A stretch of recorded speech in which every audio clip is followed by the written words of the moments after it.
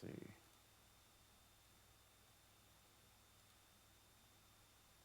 Here we go. And here we go. We're getting ready. Hi, good morning, everybody. Welcome to the show. This is us now. This is us in the middle of all this. Johnny Million's with me today, which is a lovely thing. Yes, he is.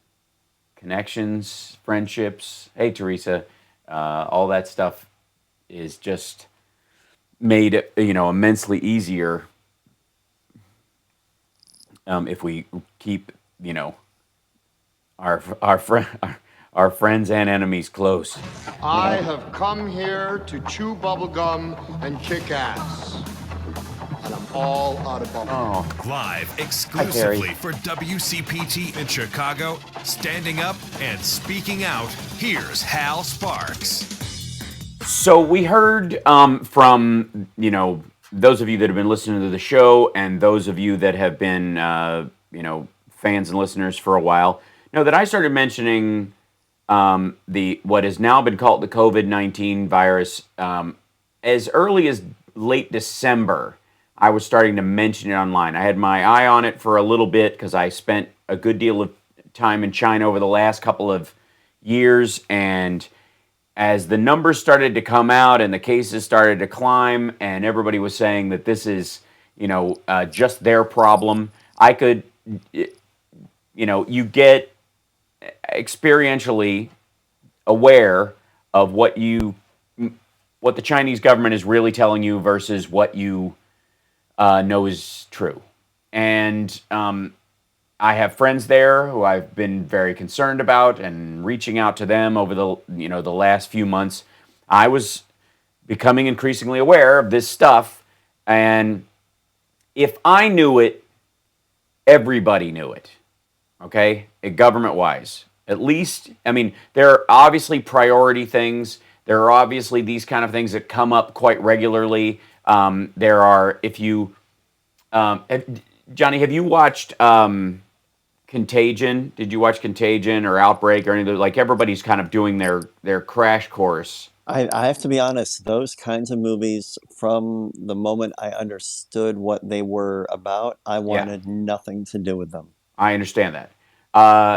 Outbreak is the cartoon version of what we're going through. It's like Is that the Dustin Hoffman one? yeah, it's like 28 Days Later with a cute monkey and Dustin Hoffman. But I mean, you get a little bit of information, but it all happens way too fast, and it's way too it's too clean. He and magically Cuba Gooding Jr. is not only an ace scientist, he also can fly a helicopter like Rambo. Like we all knew he could. Yes, exactly. Yeah, which is, by the way, if Armageddon strikes, we're all meeting at Cuba Gooding Jr.'s house. I'm just saying that's the word. But Contagion, if you haven't seen it, it won't make you feel too much better. But it is, as a movie, I would say, as a narrative film, a bit of a failure in that you don't really, by the time people die from the disease, and even though they're main characters, they don't give you enough ancillary story to really feel for it. The most, beautiful and sad moment, I think, in the whole thing is in the very beginning, when, and I won't ruin this for anybody because this is what made news about this movie when it came out, is that Gwyneth Paltrow's in it, but she dies right away. And you're like, oh my gosh, this is serious. They killed Gwyneth Paltrow in the first 15 minutes. Now, she's in a ton of the movie because it's all tracing where she was is a huge part of the story. So she's in the whole movie, but her character dies early. And when they take her to the hospital and she dies suddenly, Matt Damon's character, as he's being told she's passed away, says, "Can I see her? Can I talk to her?" And he's just not registering that he brought his wife in a little while ago and she's suddenly dead. And he's very good in it in that regard, and it's very heartbreaking. But it's very early in the movie. By the time they get kind of up and running with the storyline, it's kind of like, Last Jedi or any of these movies where there's so many storylines going on that you don't really get a hook in anything. But sure, yeah. So as a movie, I would never recommend it. In terms of what this is about, though, as far as like how frontline healthcare workers are exposed to stuff, how the process goes and how intolerably slow it can be, it's a good primer. It comes across as almost like a narrative documentary. And at one point, Kate Winslet's character explains what an R naught is, the infection rate and the exponential aspect of that infection rate, and she breaks it down fairly clearly as a plot device. And it's basically the conversation we've had with listeners over the last month and a half. And as it stands right now, there are 19,969 cases in the United States, 279 deaths.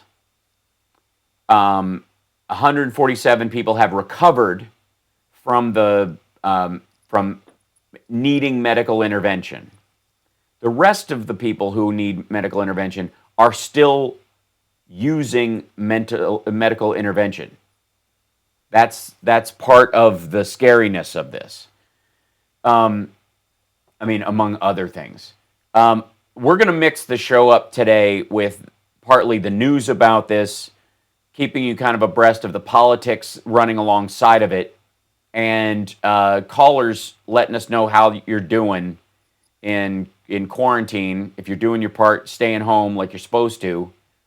The only way to blunt this and slow it down, because here's the thing. Over the last couple of weeks, people have been talking about the potential for a vaccine and how fast they are rushing towards a vaccine. And the number that everybody has been mentioning in all this is 18 months. I'm sure you've heard this, Johnny, over the last little bit, that 18 months is the quickest we could expect it. 18 to 24 months is the zone in which we could expect a vaccine. And we are sort of in this process of being mentally trained to know that that's the dark number, but it's also the light at the end of the tunnel, right?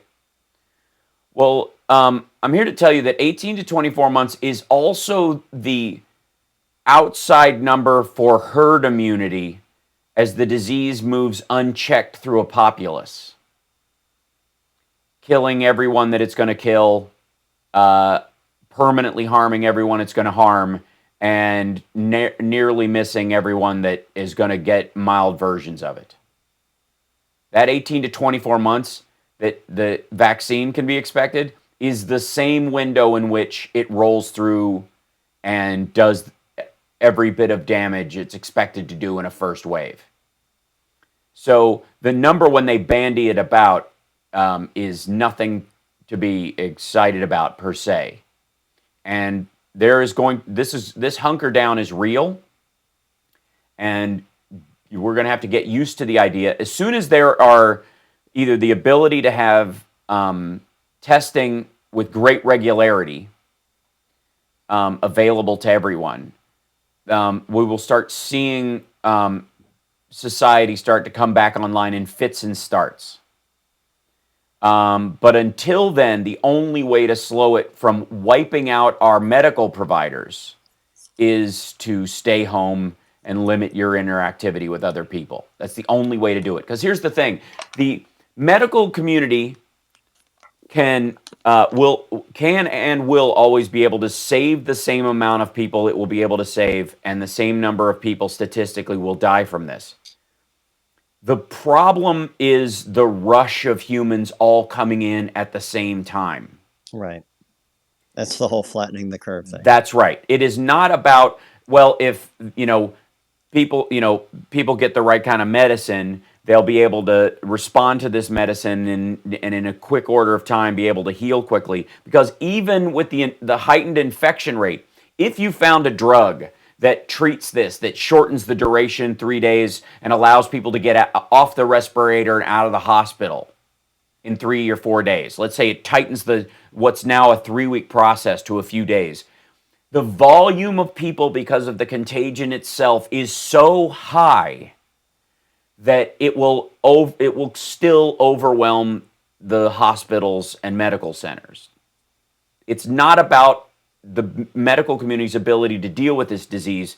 It's about like the Lucy flood. and Ethel having a fine time boxing the chocolates when they came in at a reasonable rate. That's exactly right. In the sweetest possible descriptive, and I appreciate you for doing that. Because otherwise you will be stuffed into Lucy's shirt and Lucy's mouth. Actually, All right now. hey now, you're cheering me up. The we're gonna take a break real quick. 773-763-9278 is our number. We are indeed on YouTube today, so I don't know if some people aren't seeing it or if it's YouTube's problem. We'll see. I'm getting some people in the chat room going, "Why aren't you on YouTube?" I am. So I will check that right now, but we should be up and running.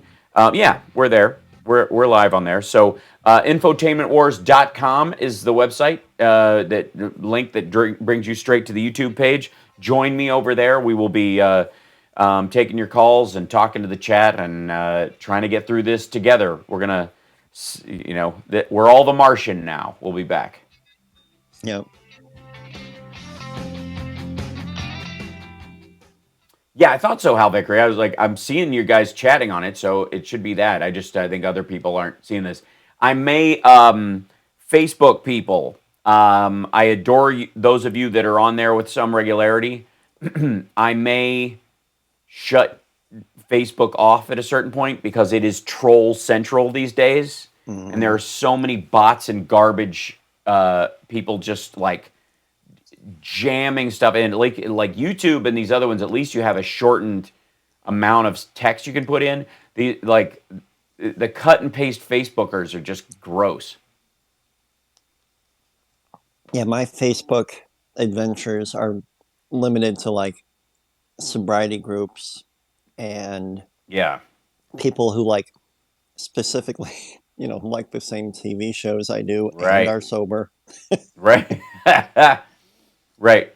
I don't know why we all watch Boardwalk Empire so much. It's just vicariously watching people consume liquor and smash barrels of it. It's a tug and pull.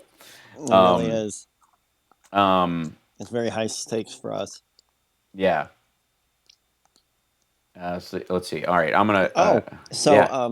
And then Lisa was asking me, "Are you completely on your own?" Lisa was asking me. No, I'm here with. Thanks for the sticker, Lisa mi amor. Thank you so much. Thank you. I appreciate that. No, Summer and I are at the house. Ethan is coming and going from here and his dad's. Thank you, Hal Vickery. Okay. Where's Chud? Chud's here. So is Maddie. So's Murphy, and so are all the feral cats. Holy moly! Yeah, out back. So you're in LA? No, I'm in Vegas.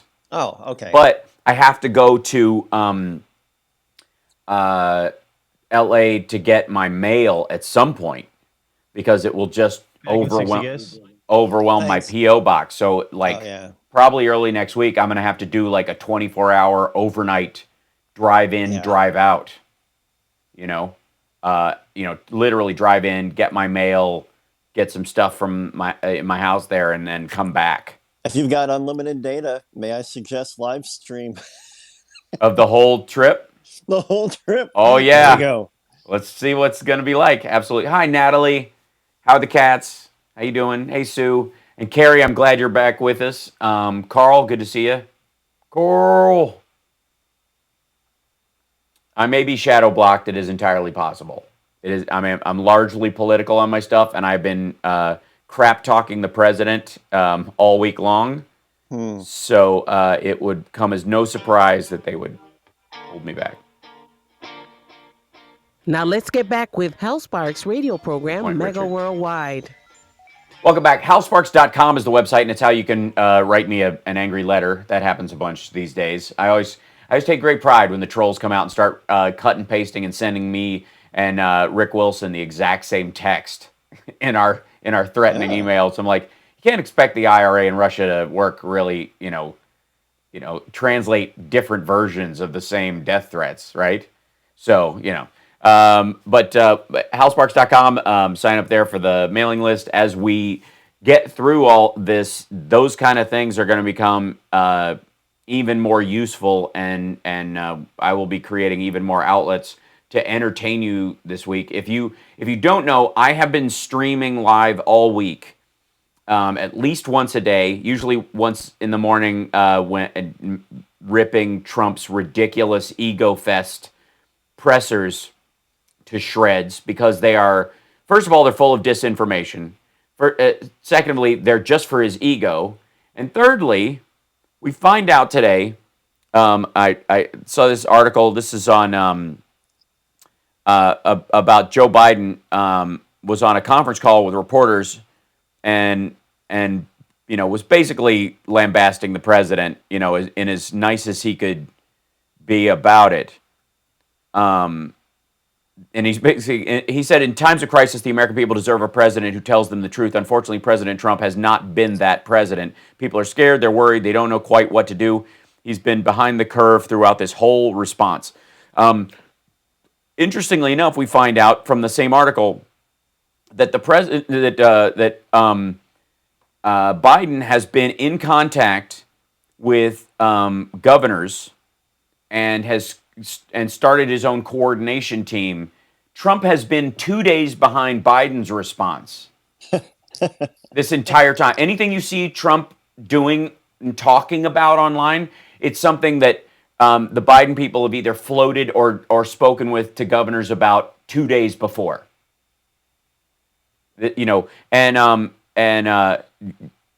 mean, the most obvious one being that governors are talking to the Biden team, coordinating stuff, and then basically Biden saying, look, if you need this, the federal government can do this, they can do this, and they can do this. Call them and get them to cover this part for you, right, and then go do the other stuff that you can do on your own, right?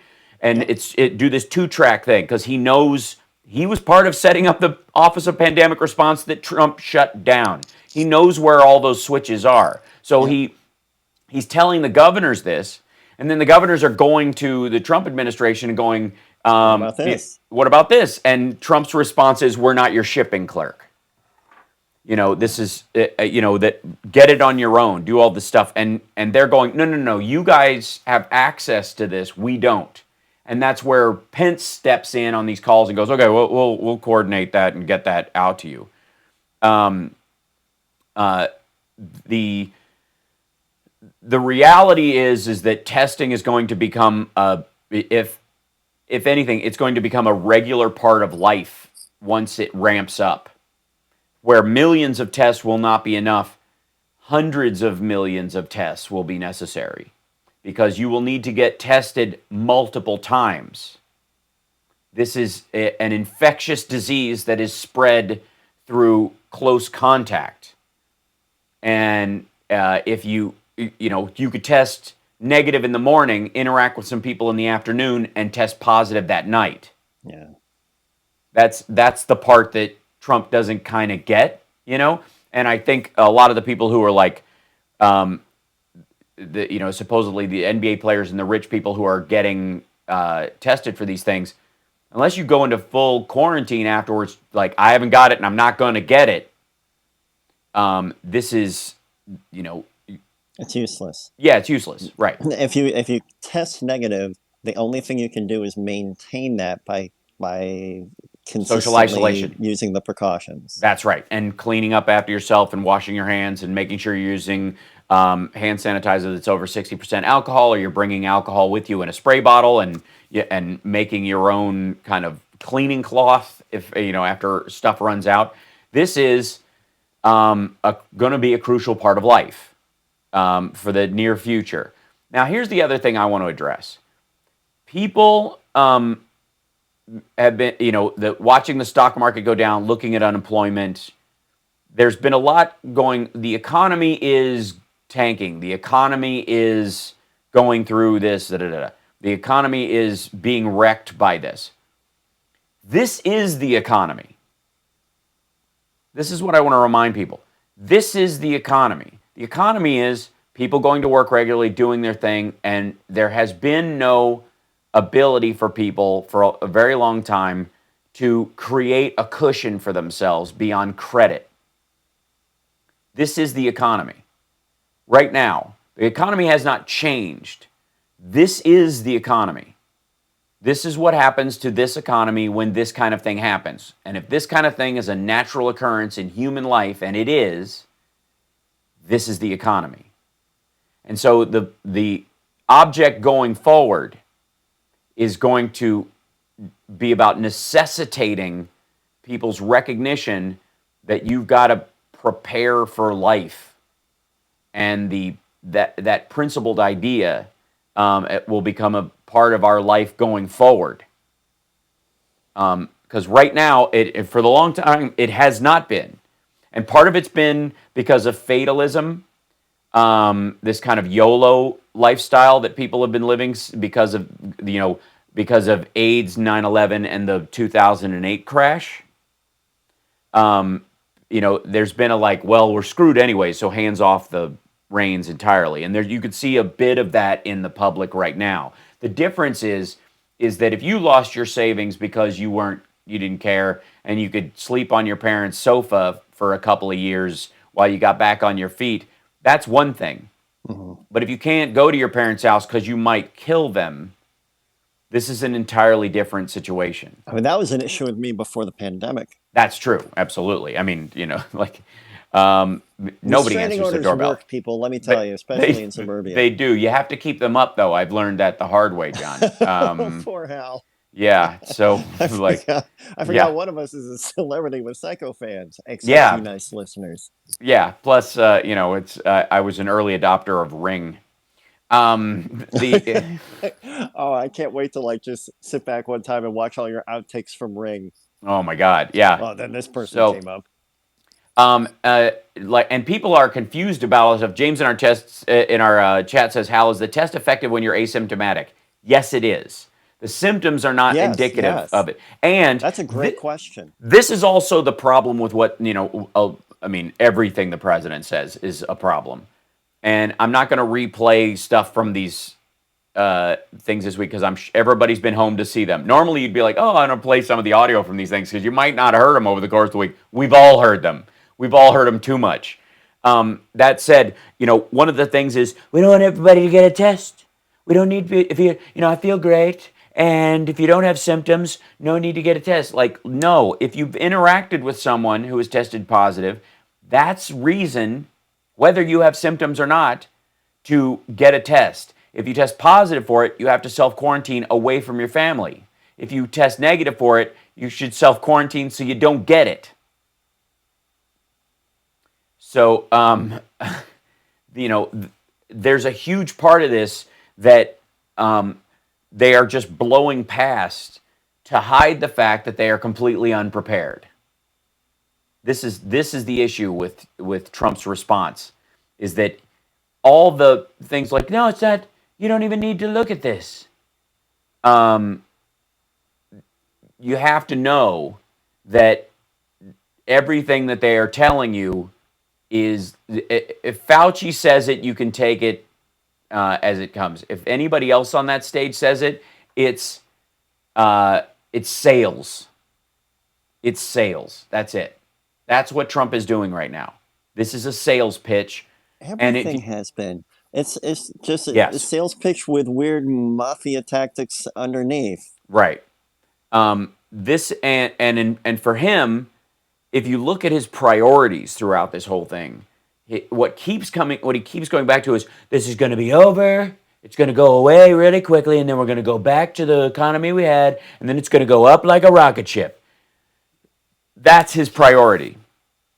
Everything has been. Every comment that he had until the S really hit the fan was about the stock market. Everything. And understand that there is no version of this where there's not tens of thousands of Americans who died who did not need to, if not hundreds. An article came out just late yesterday, that they knew they were getting intel briefings on this disease as far back as early January, right about the time I was saying this. He shut the border February, I think it was 4th. Wuhan, the Chinese government stopped people from leaving Hubei province almost a week before that. Trump doesn't get credit for not letting people into the country after China stopped people from getting out.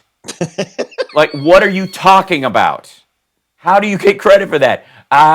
Most people didn't think about this, but I signed an executive order and held it up yesterday that I'm not letting death row murderers go out for ice cream anymore.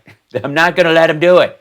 Only Trump. Why did it take so long for someone to sign something where death row inmates couldn't just go to hang around in playgrounds with no pants on? Like, this is...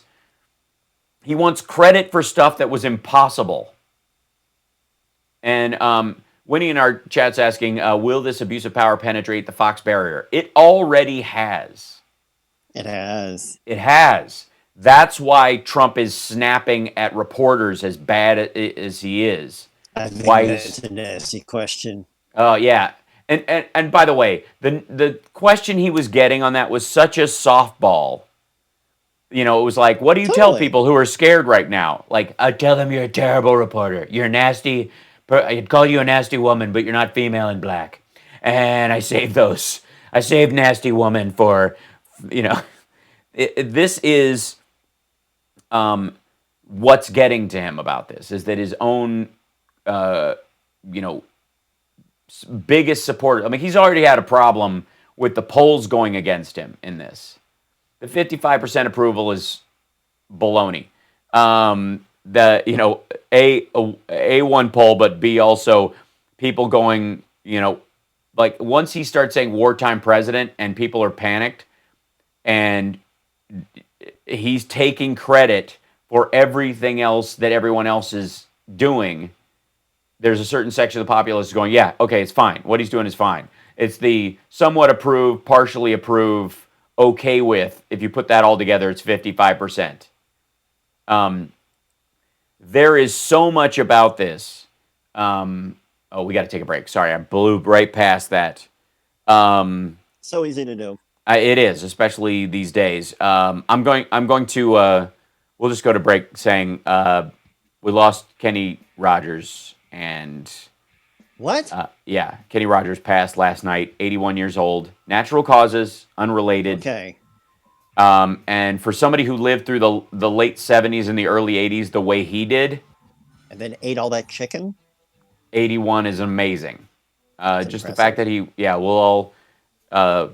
Some roasters for my homies. My sister worked at a Kenny Rogers Roasters as a manager for a few years. And my first public appearance as a performer, I won the Owenton County Fair in Kentucky singing The Gambler on the back of a hay wagon.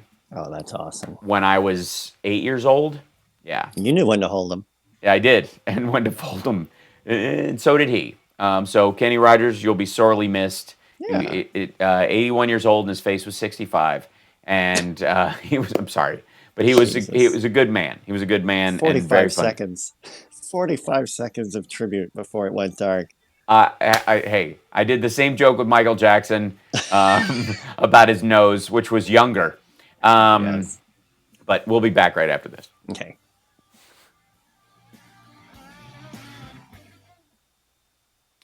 Am I the only? Yeah. We got Ike and Old Bob on the phone. Oh, great. Okay. Well, it's good that we're checking in on them because they may have heard me saying that I'm worried about them. Yeah. Over the course of the week.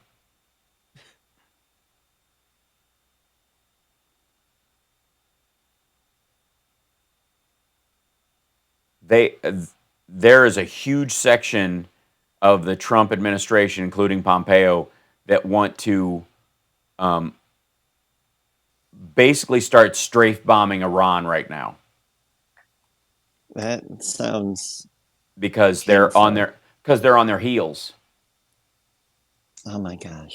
You know what I mean? Okay. Like sure. They're basically like they got nothing. They can't. If your opponent can't get their soldiers together because they might all die, and you've got the means and wherewithal to hit them hard from the sky, that's what's. I didn't mean that to rhyme, but. You could tell that they're goading for it, and it's very scary. It matters who you put in the White House, people. Yeah.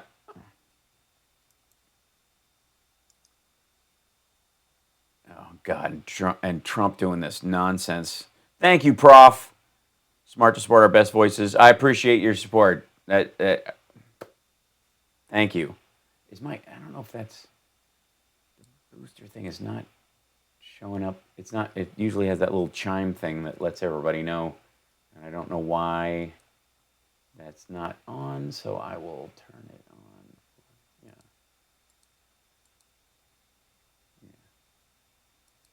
The view account thing that worked. Okay, there we go. Sorry, you guys weren't getting credit where credit was due. The little overlay was turned off. That's my bad. I turned it off when I was reading when I was going over the stories the other day in another setup. My bad. So thank you so much, you guys. You guys have really been stepping up. Our goal, of course, is 500 for the Patreon, and we're at 154 now. And I can't thank you guys enough. It's really awesome, and some of you have upped your pledges too, which is really sweet of you, Hal Vickery. Thanks for doing that. I saw that yesterday. Oh, there we go. Now we're getting the chime. Back in 60, guys. Oh, new subscriber. Cool. I'll put that up here where it can be seen. Yeah. This is... I read a really frightening account by an ICU doctor in Alabama this morning that, my mom's a nurse.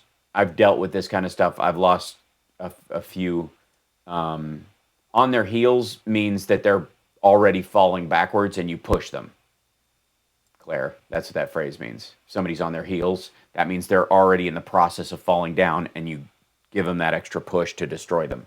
That's what they're counting on in this situation. Seattle Susie Q. I'll post that link in a minute.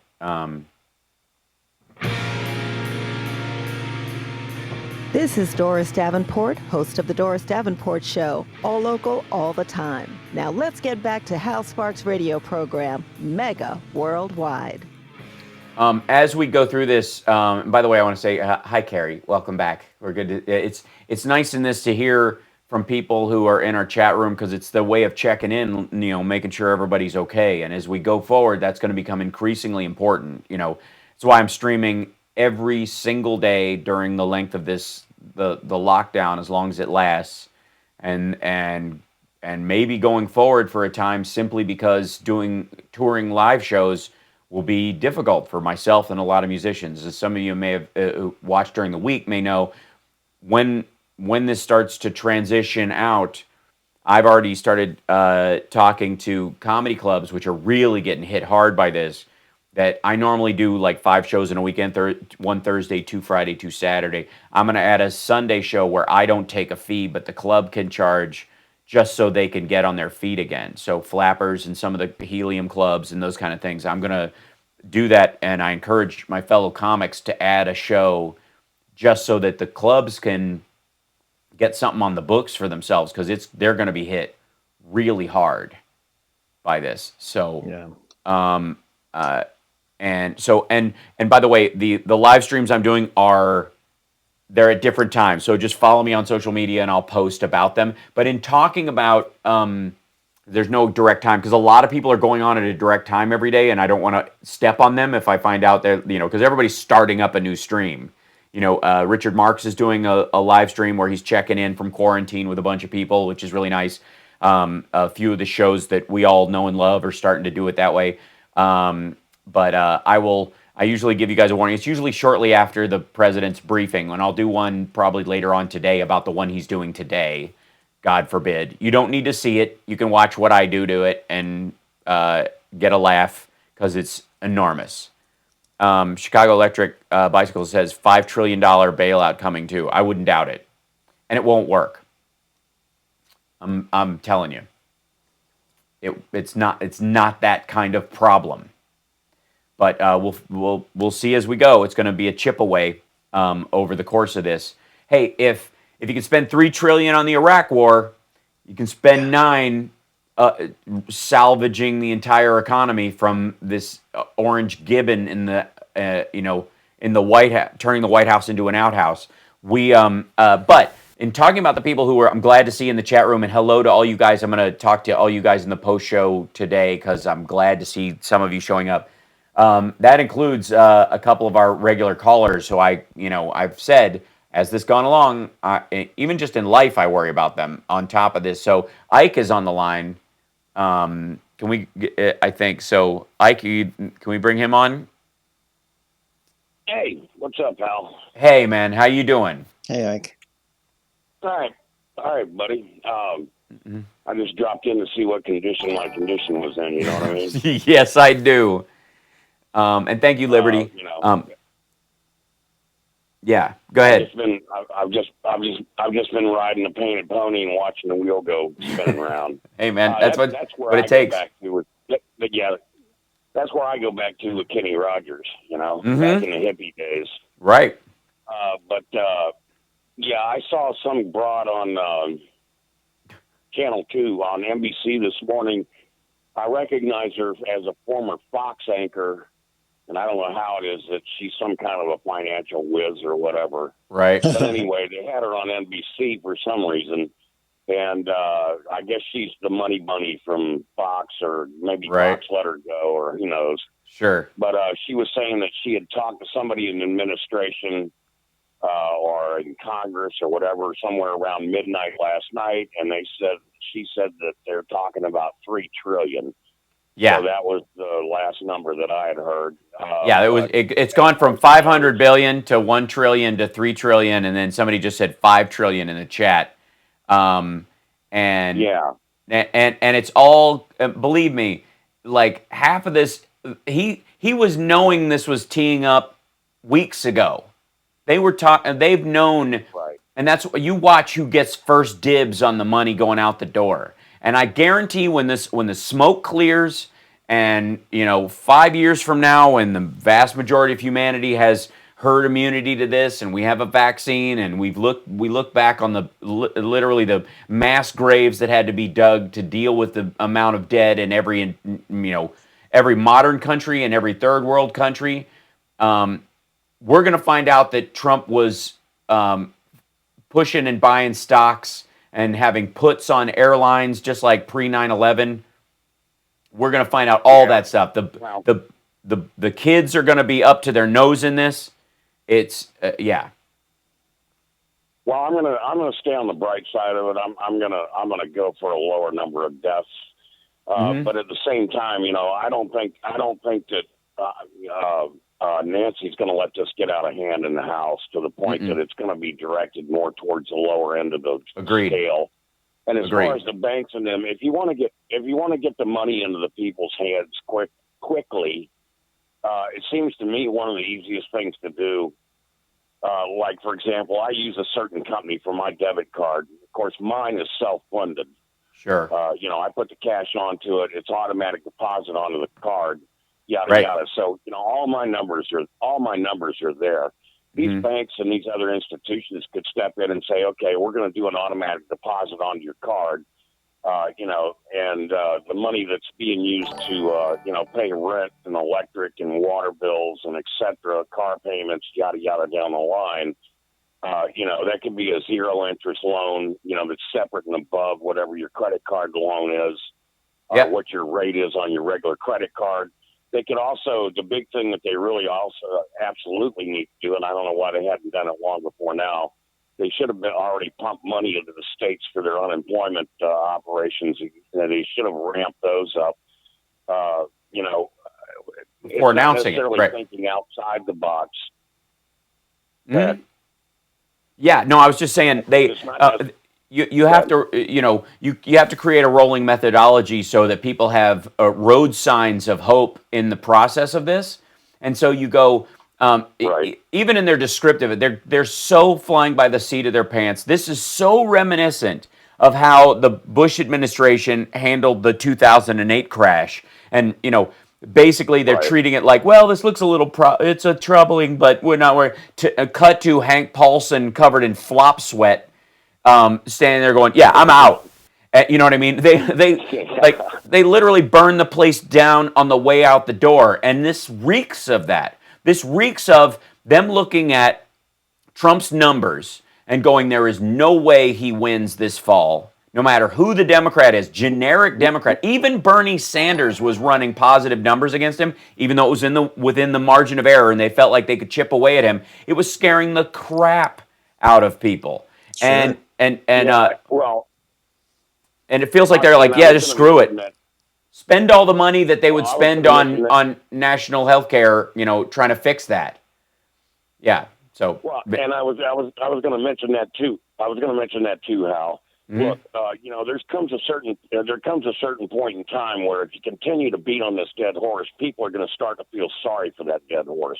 Now, look, we all know that he made mistakes. We all know that he's not responding, as he should. We all know the damage he did by cutting budgets and giving away the tax money and disbanding this. And Right. It's well documented everything that he's done. Yep. But what I'm saying is the last thing that you want to continue to do is to make him look like a victim, because his, Yeah, I'll be he's damned. not. I don't want anybody to feel sorry for him, and I don't want anybody to feel sorry for him.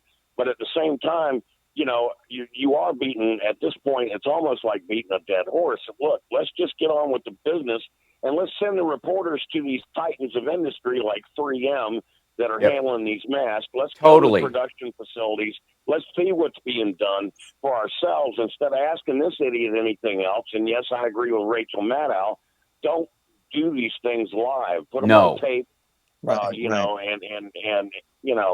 don't want to see any more of him. But listen, Right. lastly, just remember, if it all does hit the fan and humankind winds up wiped out, there's a funny meme on the web that I just love, and it shows the alien standing there going, "Well, they're all dead, but man, their butts are remarkably clean." Yeah. Right.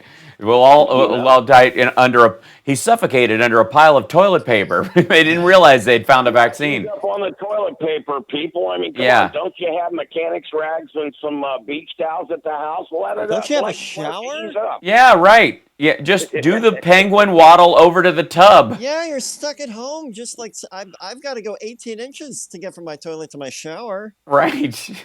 I can reach it from If the... you do it like us rednecks do, if you do it like us rednecks, you just pull the hose in from outside and you've got a bidet. Absolutely. Well, That's a luxurious bidet option right there. That's right. You are clearly those are first Whatever world you gotta problems. do, make sure you find rooms for some laughs. Yes. Lighten up. We're not all gonna die. We're gonna get through it. It's okay. It's not like our grandparents getting called to World War II. All you gotta do is sit on your ass on the couch and chill the hell out and stay the hell away from everybody. You'll be fine. Yeah. Well, that's the thing is that. This is extreme, and I appreciate the call. Like we blew through this break as well as we do. Absolutely, take care of yourself. Stay healthy, man. Can I throw one thing on top of what Ike said about how we don't want anybody feeling sorry for him? Yes. Can you imagine the record time he would squander any sympathy that he could have garnered? That's right. It Moments would take later, 40 seconds for him to just completely make everybody regret feeling any sorry. Right? At all. Yeah. Just like he's like fading on the. Just don't let that broad bother me. Okay, get out of here. Exactly. Get those broads out of here. Like, come on. All right, that's great. Anyways, we got to take a break. We'll be back right after this.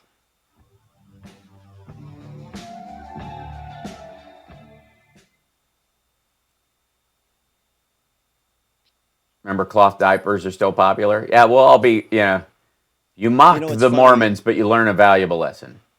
Yeah, how some of the, I've been working from home for a while, and seeing all these people who are like stuck at home for the first time, all of a sudden like learning 4 languages and reorganizing their entire lives and making everything look pretty.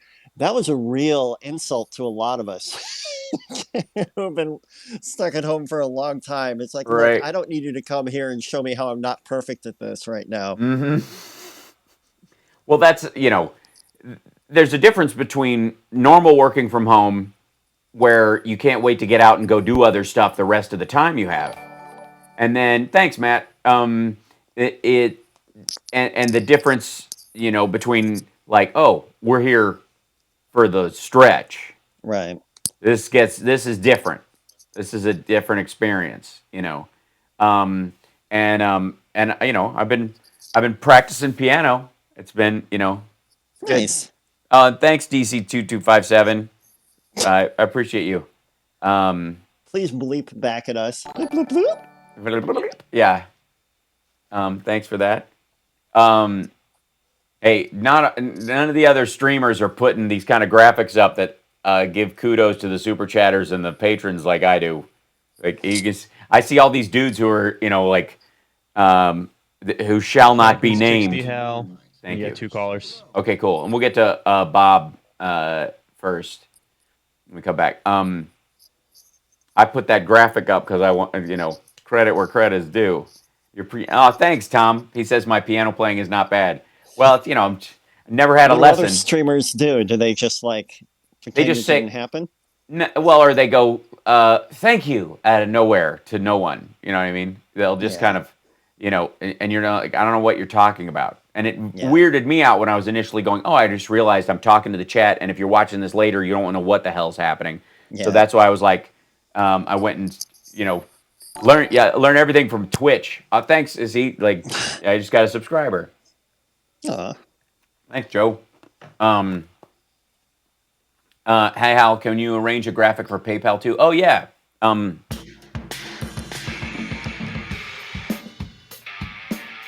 This is Ron Calgo. And this is Robbie Earhart. And you're listening to the Hal Sparks radio program, Mega Worldwide. Welcome back to the show. So I think we got Bob. Is he on the line? Is this our old one, or we have a couple of Bobs? So I'm not sure which one we got. Greetings, gentlemen. Yep, I was right. Hey, how you doing? How you holding in? Well, here in the good old People's Republic of Indiana, beautiful LaPorte County, where I'm at. Mm-hmm. Things got real about a week ago. We had our first reported case.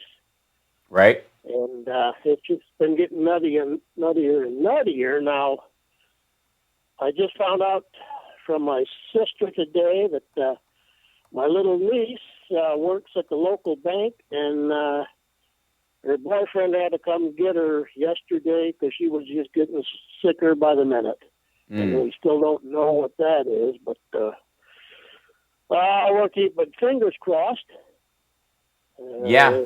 How you feeling? How are you feeling?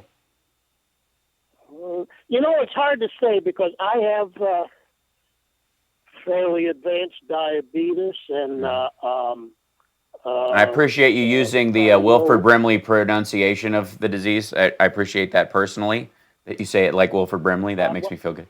But yes. If I had a big handlebar mustache, mm-hmm. I'm picturing you with one right now. Just okay, all right, and my glasses, I look just like a Wilford Brimley. Okay, I appreciate. We changed the name to protect the indigent here, but yes,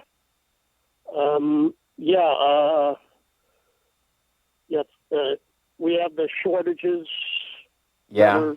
Countrywide, still everywhere. Right. And but as for me, I don't know. I think because of the way the symptoms that I have day to day, mm-hmm.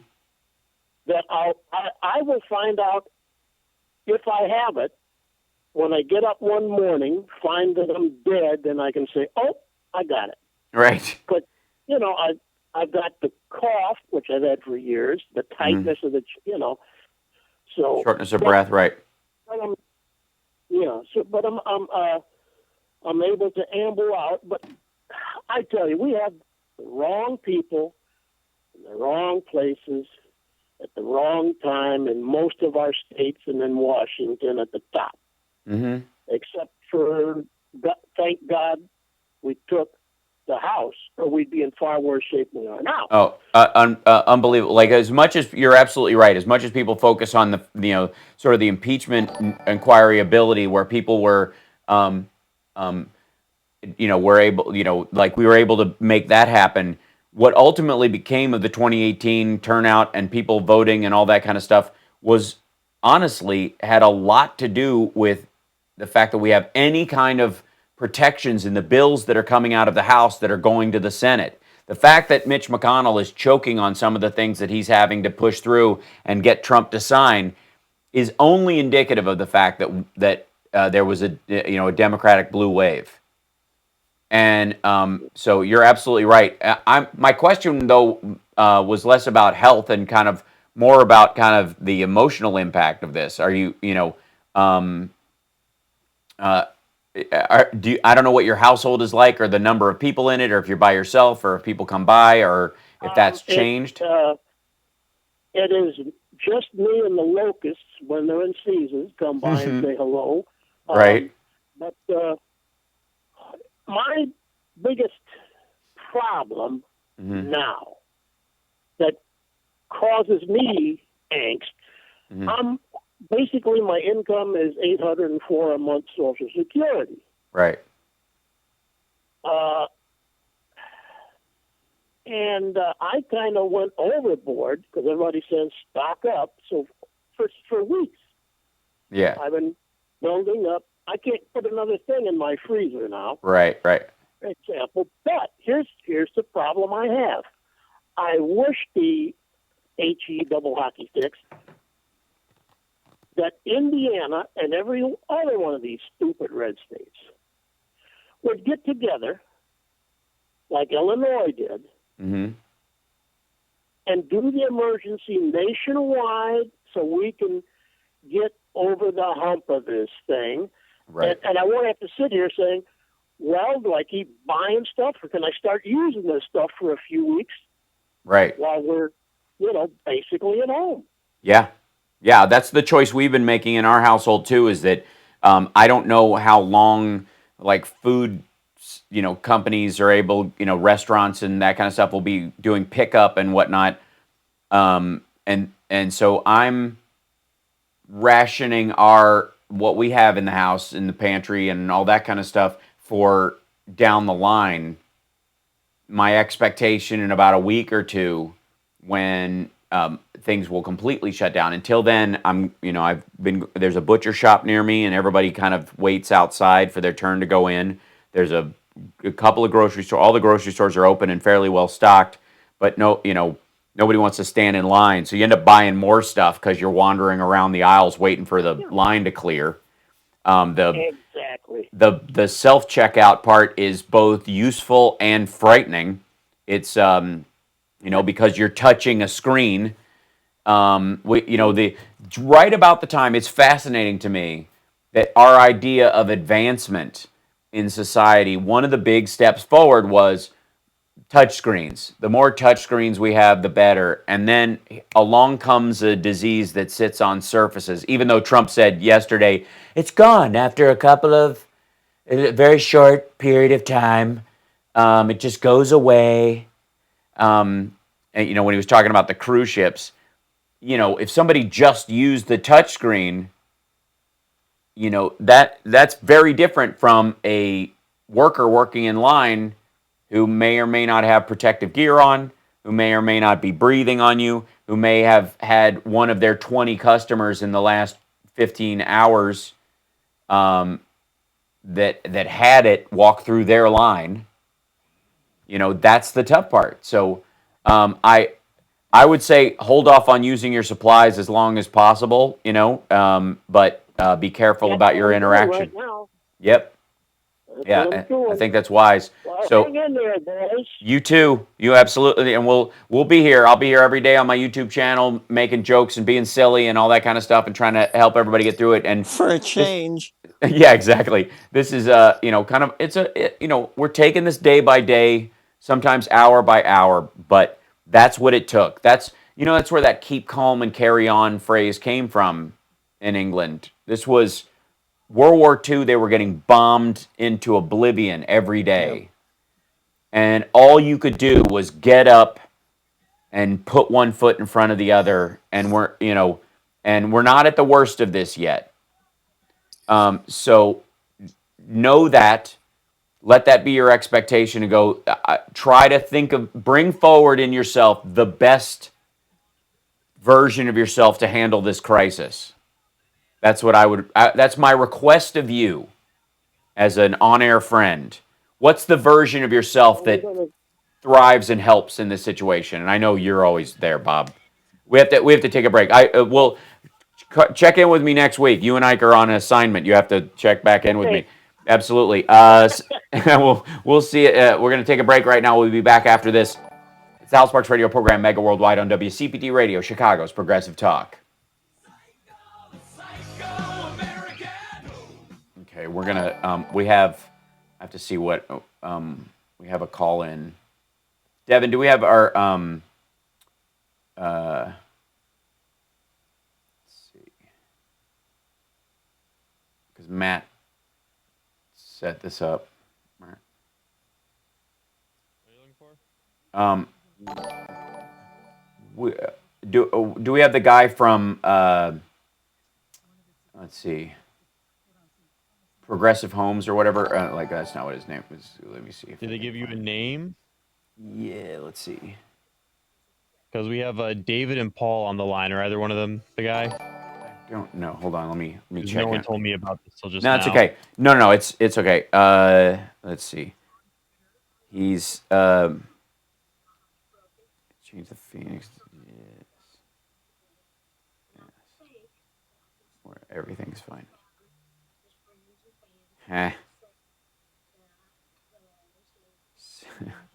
I'll find him. Hold on.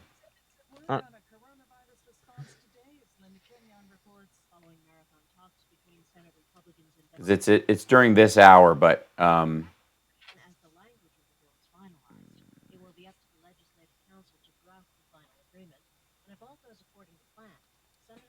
says the bill will cross the first hurdle, a procedural vote, before the end of this weekend, and then final passage Monday. I'm Jan Johnson. This is Chicago's Progressive Talk. 2080 WCPT Willow Springs. And online. I'll find it. Hi, chat room. Sorry, 1 second. I'm just doing a little housekeeping.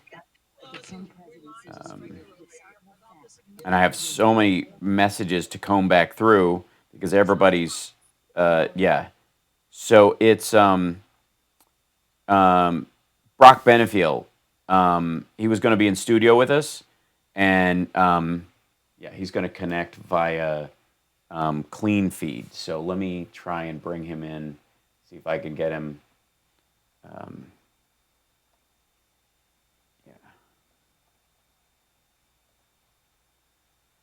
He's from My Hero Power, the show sponsor. I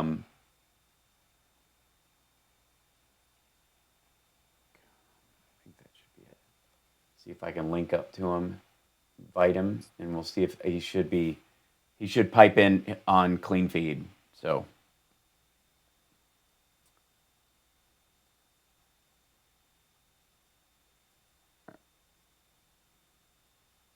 I just sent, let's see, I'll tell Matt I sent him an invite. Smart members install and test smoke and fire management. And let's see if he shows up in our feed. He'll just start chatting in the middle of it. We'll hear, "Hey, am I on?" In the middle of it. That's the fun part. So the guy's doing it via clean feed? Yeah, he's gonna. I just sent him an invite.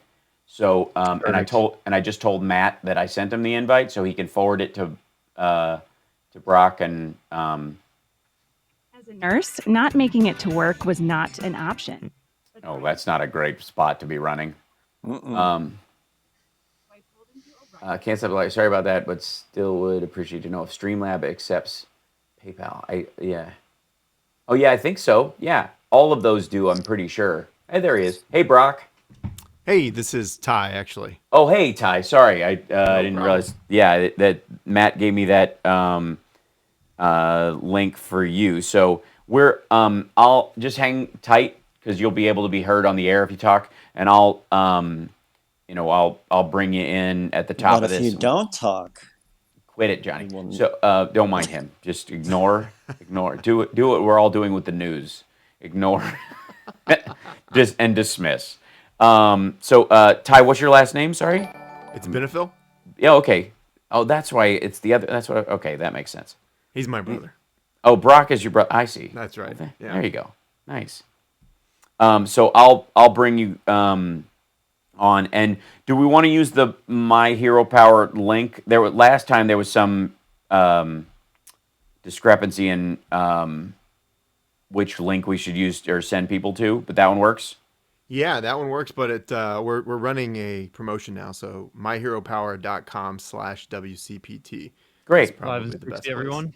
Okay, cool. Yep. So we'll start right in at the top of the segment, and then I'll let you go at the first break, and then because I'm sure we all got stuff to get on with, as you do. You got to clean the garage, We'll be back in. Yeah, we're up in like 45 seconds or somewhere along those lines, and 34. Yeah. Okay. I knew it.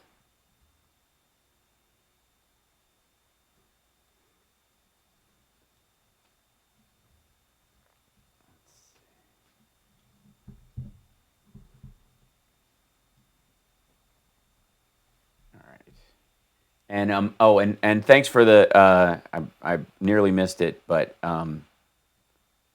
Jill Carter, thank you so much. I appreciate it. You're listening to the Hal Sparks radio program, Mega Worldwide. I've had people walk out of me before, but not when I was being so charming. Video streaming at halsparks.com. I don't care for you or for the putrid sludge you're troweling out. Damn pus-faced little pimpstick. True progressive talk. Might be a good time for you guys to give up. I have to start this this segment right away with an apology to Hal Vickery, one of our beloved patrons and our regulars. That anytime I stop talking, he can hear Trump in the background during his press conference. So I have to keep talking nonstop, and I'm never going to leave a breath in, and I'm going to just keep chit-chatting the entire time, just as like as like verbal smoke screen. But on the line right now via the interwebs, we have Ty Benefield from My Hero Power, myheropower.com. And they're one of the sponsors of CPT, but they also have a really unique business model, which is fantastic. We've all been looking for a way to kind of zero out our carbon footprint, to use more renewable fuel, take better care of the earth.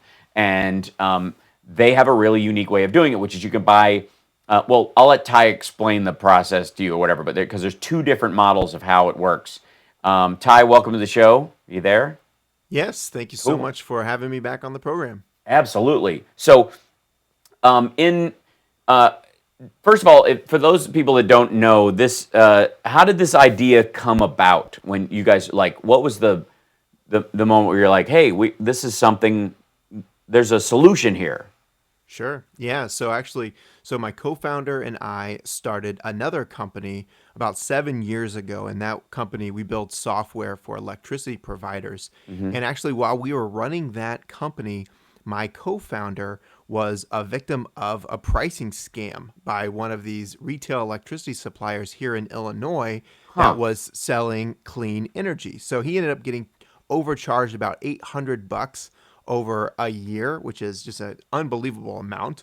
And we said, okay, maybe we should do something about this. We've built this great software to help energy companies help their customers save energy, but no one's going to sign up for a clean energy company if they fear that they're going, their bill's going to go way up. Right. So in order to make it very easy for people to support renewable energy and, never be afraid that their rate is going to go up, right, we started Hero Power, which matches 100% of our customers' electricity consumption with Green E certified renewable energy certificates, and it's always the same rate as the utility. Here in Illinois, it's ComEd, and that way customers know they can support clean energy, but they don't have to pay any more for it, which is critical, especially in a time like we're in now. Right. Yeah, because as money gets tighter, like the people who may want to improve their situation,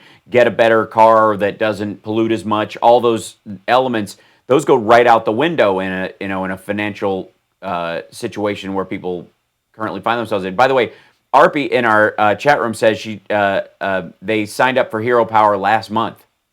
Wonderful. So yeah, you have somebody already in there, and Can't Stop Lying, our beloved in the chat room, has put the link up on the YouTube stream right now.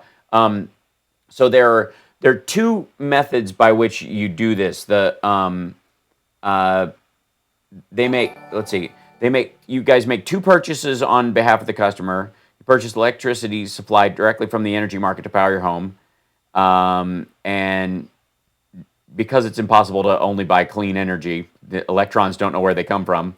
You guys make a second purchase buying renewable energy certificates, RECs, that match 100% of the home's electricity consumption. So the profit benefit really goes to the RECs, the renewable energy certificates. Now, and you guys are just in Illinois currently, correct? That's correct. Yeah, we launched in Illinois in November. We've had great success, and we're out fundraising now to expand this throughout the country. Is there? My guess would be is that if you could hit one of these order of magnitude states like California or New York, to use a phrase we've all heard recently a lot, you could see exponential growth in the availability and the viability of it as well. Is that the next thing? Because California specifically got hit really hard by the Enron scams. I mean, that's exactly what was effectively happening, is that they were buying and selling energy and then cutting it off to boost their profits. Oh yeah, and that is just one blip in the long history of scams in the energy industry, especially the competitive energy industry. And but at the same time, there is value. There can be value from these these electricity choice, right? If these companies are committed to creating value for their customers, creating value for the environment, those things exist, right? Here in Illinois, ComEd only matches 6% of their customers' electricity consumption with renewable energy certificates. So if we didn't have a choice in Illinois, we would be stuck with only getting 6% of our energy match with these RECs. Right. But which is, by the way, a terrible acronym for something that's good. right, exactly. Renewable energy certificates being called RECs in the business. That had to be something that BP voted on. We've got a great idea. How about we talk about renewables in terms of how many RECs you get, total destruction is a long anagram, but we've worked out every letter. The reality here's one of my questions, and this is an interesting one, and this might be dumb, but home dwellers might lean in this direction. Apartment dwellers, there is no difference. If you live in an apartment and you're drawing from something, these are the credits you buy for your specific bill. If you pay, in there, can you also, let's say part of your rent goes towards utilities and the building does it? Is it up to the provider? The landlord to do this? Have you reached out to, those kind of like landlord and renter groups? Yeah. So basically, if you pay your ComEd bill, you can join Hero Power. So that's, regardless of whether you own a home, if you rent, if you're a business, office, doesn't matter. Now, if you do live in a building where your utilities are taken care of by the landlord, then you personally wouldn't be able to join Hero Power. But we do have buildings in Illinois that we're trying to work with to get them to join Hero Power as well, so they can make sure that their building is funding renewable energy. Well, the individual renters would not be able to in those specific buildings. That would be the message then right now with for anyone within the sound of my voice that's a landlord or a management company for a landlord that makes these kind of decisions. One of the ways you could pat yourself on the back and not change your bottom line at all would be to do this. Change your building over to Hero Power. It doesn't cost you any more, and you could send a little, slide a little thing under the door of every tenant you have, going, hey, by the way, while all this craziness is going on, we want you to know that we're still operating as if the world is going to keep spinning and life is going to keep going, and we all have a responsibility to do a little better. So as your landlord, as your renter, or management company, we want you to know this is what we're doing with your power. The cost is not going to change. Your rent's not going up, but we're getting our energy cleanly now. That in and of itself, you want to talk about something that buildings in all over Chicago and all over the state of Illinois could do today. And I don't know, by the way, if maybe there's a bill that could be worked through the state.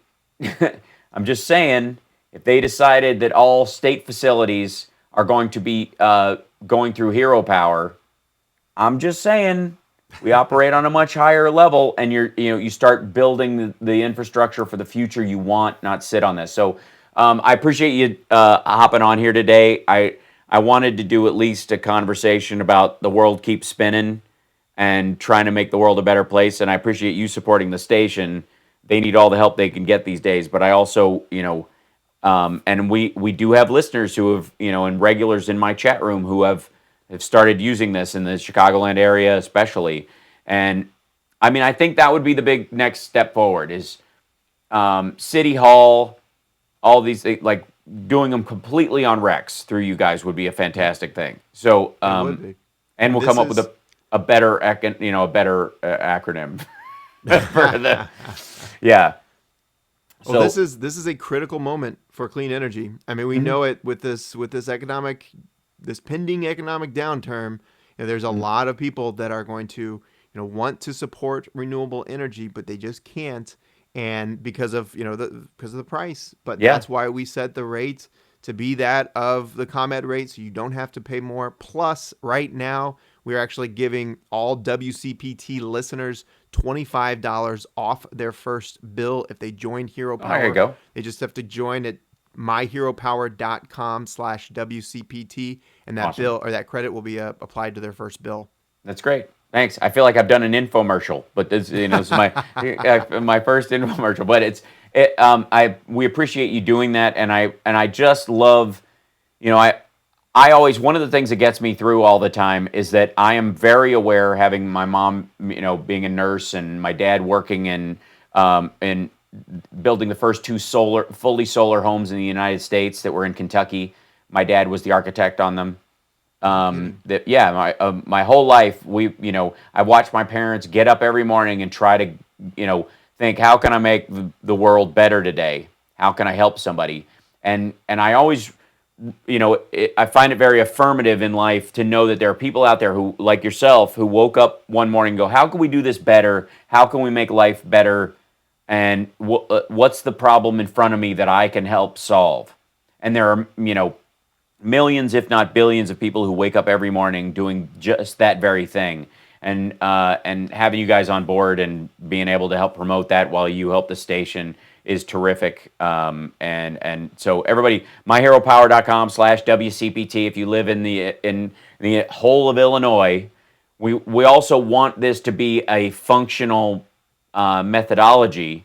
So if it's successful in the state, then it can go nationwide that much easier, because it's easier to convince the rest of the states to do this kind of thing if it works someplace already, right? So that's, we're rooting for you guys as well. I wish you all the success. We'll have you back on as well, and we'll check in. But again, this is something in myheropower.com/WCPT. We appreciate you, throwing a bone to the listeners, but also just, doing this. I mean, I'm so proud of you guys. So that being said, and it's something people can do from home. You don't have to go anywhere. Yep, this is one of those things where you can move your life forward without leaving the house, and you guys can continue to work on it and build on it without leaving yours. So that decentralized aspect of this company is very helpful as well for the employees and everybody involved. So be safe, take care of you and yours, and we appreciate you guys, and we're going to take a break. We'll be back right after this. Thanks so much, Ty. It's the Hal Sparks Radio program, Mega Worldwide on WCPT Radio, Chicago's Progressive Talk. myheropower.com/WCPT. Couldn't be easier. We'll be back.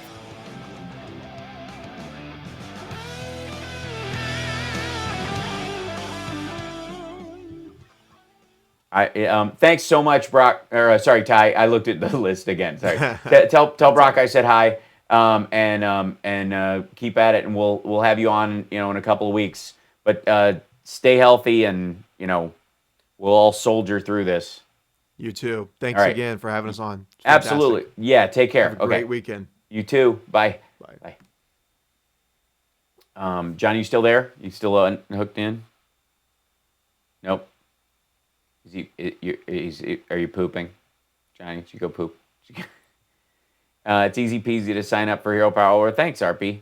I love this person. I want to spend the rest of my life with them the next day. How can I fake my own death? It's like living at home. I had to restart. Sorry about that. That's okay. I completely understand. Can you hear me? Yeah. Okay. You sound good. You sound further away, though. So are you off mic because you're under your desk playing with something? Yeah, I'm using a different headset because my other one ran out of batteries. Yeah, I have to look at mine, too. Mine should be good. It should make it through. I got to recharge mine after this show before I jump back in as it stands, because it's the receiver that's going to need to be charged. But I charged it a little beforehand. But it's weird because this, like a couple of my other devices, have this odd thing that if you plug them in while they're running, it's all kinds of 60 everyone. Yeah, thank you. Is all this like gnarly like hiss sound to it. Yeah. While it's charging, it's super noisy. I hate that. Yeah, there's a couple of devices like that, and it's just something that they don't. I mean, they make the battery last a really long time to kind of make up for it. So they don't anticipate like a ground loop issue. Yeah, and that's the issue. So it was like before the show, I was like, all right, at least the transmitter is all charged up. The receiver's the one I've got to keep an eye on. So thanks, Can't Stop Lying, by the way, for the post, and everybody. Big round of applause, everybody, for Can't Stop Lying. As we're all trapped in there, and and Liberty saying at Hero Power, thanks for building a better mousetrap. Exactly. Thanks, JG. How my office chief is ordering us to work Monday despite the governor's order. Looks like my project delivery is more important than the employee's health. Weird. Wow. Well, go, dude. Go in wearing a Mandalorian helmet. I have to say, like, this is Tom Hartman, and you're listening to the Hal Sparks radio program, Mega Worldwide, on Chicago's Progressive Talk, WCPT. Can we just thank Tom Hartman again for the most professional version of that lead in? And he only took in like half a breath. I mean, he do it on nothing. Totally a pro, He's got a neck like his arm. It could just go and go like, because he writes his books longhand. Little known fact, maybe some people know it. I know it, but I knew it before other people. Now we all know. Yeah, right. So what I've been thinking about in all this is it explains, if you watch The Mandalorian or you watch Star Wars or any of these other things, why in space movies there's a lot of people that go planet to planet always wearing a helmet with a respirator on it. Like maybe at the end of this, we're all Darth Vader. You know what I mean? Just walk around. Do you have any toilet paper? Okay. Did Darth Maul come in here and bogart all the toilet paper? But there is an idea that, like, you look at the Mandalorian's helmet and all this stuff, and I'm like, it looks cool. But it's also like, maybe that's what healthcare providers are going to be wearing in the future. Oh, no. Is a full head to neck, respirator-based helmet, not knowing who's coming in and what they can get from them, That's I've seen some fashionable face masks for sale out there. Oh, I've got a one that's in my car that I use that has replaceable filters in it. That's cloth, but I haven't needed it, and quite frankly, there's not going to be a lot of until I'm trying to stop myself from spreading it. It won't have much use. Right. That's the reality. But a full face mask that's plastic with a visor over the top of it that would stop the spittle from getting on you, which is your biggest problem, and stop you from touching your face. You wouldn't touch your face. That's it. Darth Vader masks for the win. Yeah, or I would go Boba Fett mask. That would be my, Yeah. your kind of dream one of that. But not touching your face and, and it being like hard plastic. You have this shield up in front of your face. It'd be a little off-putting if you were in a gurney and Boba Fett comes over and leans over you going, "He's no good to me, Dad." And you're like, all right, well, just, you know what? Freeze me until you figure out what a vaccine is. I think that would be a good idea. But, it did start to make sense. I mean, like, look at the sand people in that, whatever. They basically have a respirator and goggles wrapped to their face with gauze that's just dirty from the sand. You know what I mean? Like, that's kind of, there's an amazing level of prescience to certain parts of, the future. Now, granted, this was a long time ago in a galaxy far, far away. And in Star Trek, they don't need any of that stuff because they've got, nanobots running around their bloodstream killing everything that, they come in contact with. So they can walk around and breathe just about anywhere. But it's, that's a factor of this that struck me as, like, as you're watching stuff and you're rewatching certain movies and stuff, and you're like, maybe Batman should have a mouthpiece on his helmet. I mean, it's bad enough that people are like, wait a minute, are those Bruce Wayne's lips? But, just having as a superhero, having a full face mask, you're like, oh, I see. Maybe I don't know what diseases are infectious that I might get from helping people who might be in a bad spot. I've been kind of fascinated by what the solution is going forward, and having a full face mask that you wear in public doesn't seem that outlandish. By the way, since we have been on the air, the number of coronaviruses in the country has gone up to 22,132, and the number of deaths is at 282. The number of recovered has only gone up by 1. And by recovered, yeah. Yeah, like, how do you gauge that? Well, the recovered are the people who've needed medical intervention and have been taken off of medical intervention. Not just people who've had it and had mild symptoms. Those folks are going to be, increasingly valuable if you've had it and your symptoms were very low. If Tom Hanks and his wife both get through this healthy, God willing, and they're okay, they will have antibodies against it going forward. Yep.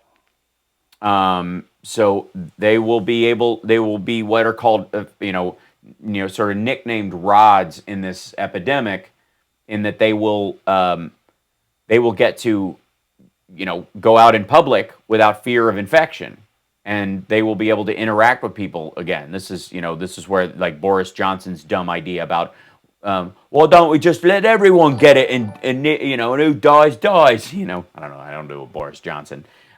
Just assume I have crazy hair. No, you pretty much nailed it there. But the entirety of, when they talk about herd immunity, that's what they're talking about. People who have already had it and have the antibodies for it. And by the way, thank you, Benny Loco. And she's telling everybody to hit the thumbs up in the stream, and I appreciate you guys being here with us. Plainsman saying, saw an article that a hospital was using ultraviolet light to kill virus on masks so they could be reused. Is ultraviolet light an option for businesses to clean their facilities? Yes. Ultraviolet light has always been part of killing viruses on surfaces and the like. What you're going to start seeing is, like, blue light scans effectively as part of your, cleaning. There's these things they sell that kill bacteria and stuff that you can travel with, that I was, for the longest time I was like, I got a skin infection in my travels at one point from, more than likely from my China travels, that was hard to shake for a while. It was recurring and it was scary and it wouldn't go away. And so from that point on, I became a clean freak after that happened, which sort of oddly enough teed me up for this experience. But one of the things that I was looking into buying was they have a travel version of that that you could wave over the like pillowcases and surfaces and that stuff where you can't fly with Lysol wipes. That and watch for that to happen. That part of your travel kit for a lot of people. And I broke out. One of the things that I got out of storage for myself was my headset microphone. So that when I'm, I caught so much crap when we'd play with the band and I'd want to have a headset and everyone's like, use a regular mic, it's blah, blah, blah. And I'm like, you know what? I'm going to have my own microphone. Thanks very much. And I'm not going to even, use the stand. Because you can clean the microphone all you want, but then you go and touch the mic stand, what the hell's on there? So this is, Act is mentioning far UVC There's so many jokes are being abandoned right now. Oh boy, it is. So, so I have a headset microphone that I use for playing with the band that I'm going to start using live for stand-up as well, just to avoid that extra thing. I mean, people have always had problems with like colds and catching all kinds of nasty stuff from using the same microphone as somebody else and cleaning it off with Listerine and all kinds of stuff that people do in between. But most, a lot of us are starting to bring our own microphones or whatever. But bringing a headset, so I'm not having to touch anything that isn't mine. Hello, is super important to this. So, and that'll become an important normal part. We got to take a break. We'll be back right after this. It's the Hal Sparks Radio program, Mega Worldwide. We're going to take some callers after we get back. 773-763-9278, and I'm going to check in with our chat room to see how you guys are holding up. I feel like we've been spending our whole week together personally, but the listeners don't know what you guys are going through if they only know the radio show. So, and somebody said, "Did you get scabies?" No, I would dream of to have had scabies. That's easy. We'll be back.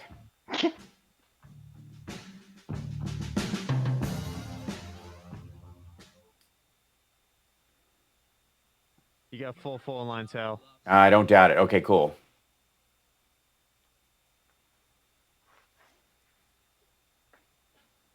So, yeah. Let's see. I'm trying to put this up here at the top. I was about to reset my modem, then all of a sudden it's totally kicking again. Yep. I mean, it's going to be, Robin, YouTube is on, so I'm going to, I'll tweet out from the YouTube channel. I'll share the show. There seems to be some question about whether or not, is it frozen on YouTube? Is that what's happening? If they're asking if you're on, are they saying that, like, are you even Is that what's trying? happening? Is that the question? They're asking if you're on. No. I mean, I think they're asking if it's actually streaming. I don't think it's so like it's not a do you even lift, bro? Kind of, yeah. I don't think so. Are they saying that?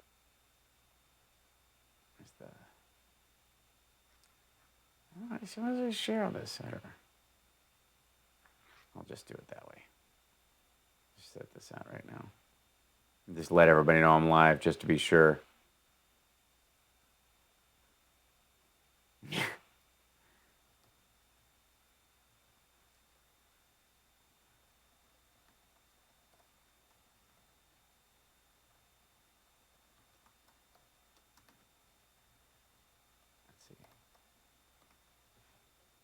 Because I sent out a tweet earlier where they're all on there or whatever, but yeah.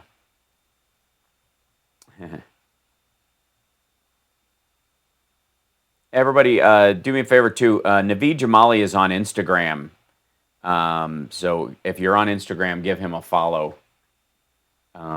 He's been doing these reports from downtown Seattle, where he was one of the first people who was making the case like you do not want to shut down schools right away because it was the only food source for some kids until you have a situation set up where you can, you can make sure they're fed.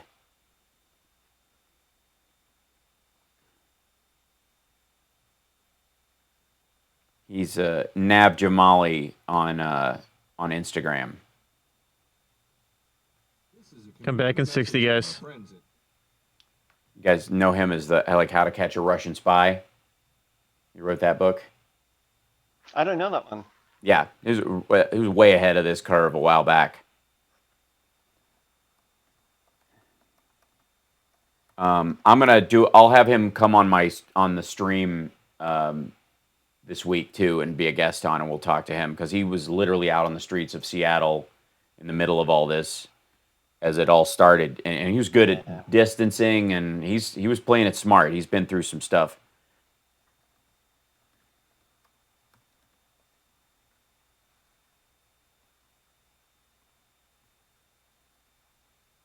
There we go. Up in a second.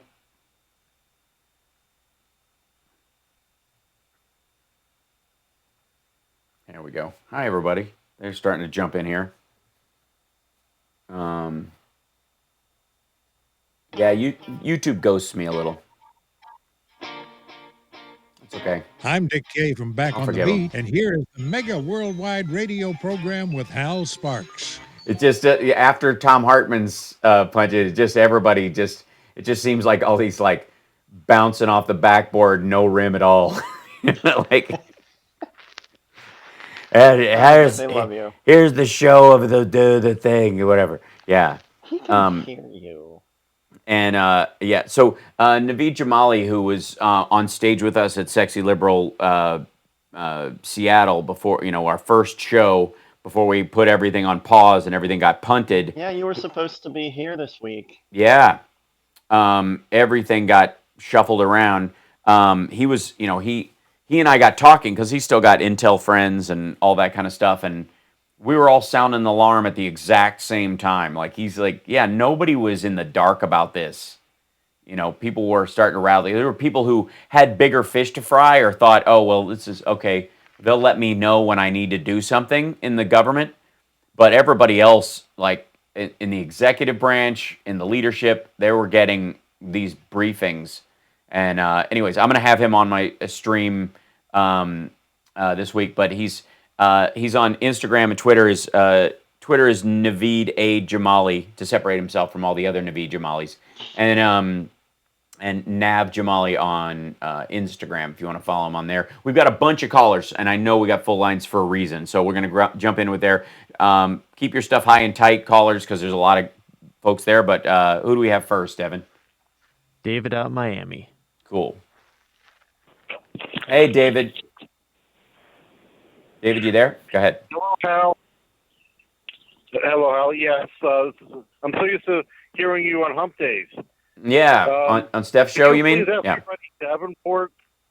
Could you please ask your buddy Davenport to create a black hole of Calcutta for all these calls asking senior citizens for their Social Security numbers? Yeah. They're all staying home, and they're all being targeted.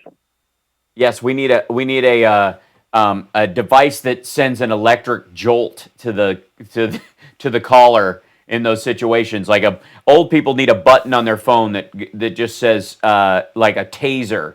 You're like, excuse me, I'm going to need your Social Security. No, click.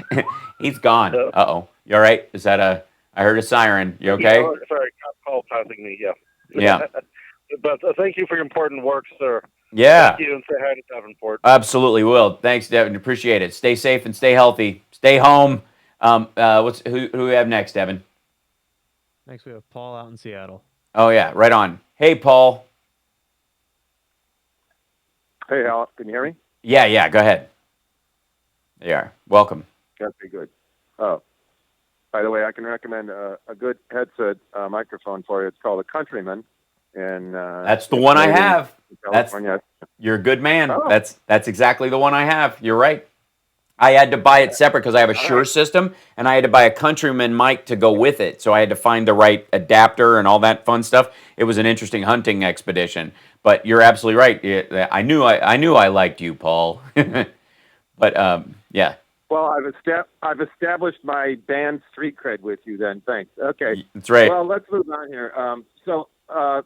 My point was this: is that when you opened the show, you were saying when we talk about the coronavirus, or as it's called now, COVID-19. Mm-hmm. And I've gotten interested in how language and terminology and vocabulary changes as a story moves forward. Right. And I got interested in this, and when I was in school, in grad school, actually, as how my own language and vocabulary and terminology as a class or a course went on during the semester, kind of reflects learning. And then I started wondering, well, what does COVID mean? I mean, is this? And so I looked it up, and this is the shocking. I mean, I'm not afraid to share my ignorance. I have enough ego strength and self-confidence, and if this isn't interesting to other people, okay, but this is the point I made. COVID-19 is simply the CDC, the Center for Disease Control, short abbreviation for coronavirus disease 2019, right. Right, which means the CDC knew about this and had virus data on it a year ago. Well, this is so in December, in late November and December, it started to show up in China. Before it came to us, and when it was just getting on the CDC's radar in the end of December, the reason they gave it the 19 was because China had already posted the genetic code of it online as they started getting hit really hard with it because they knew they were going to need help.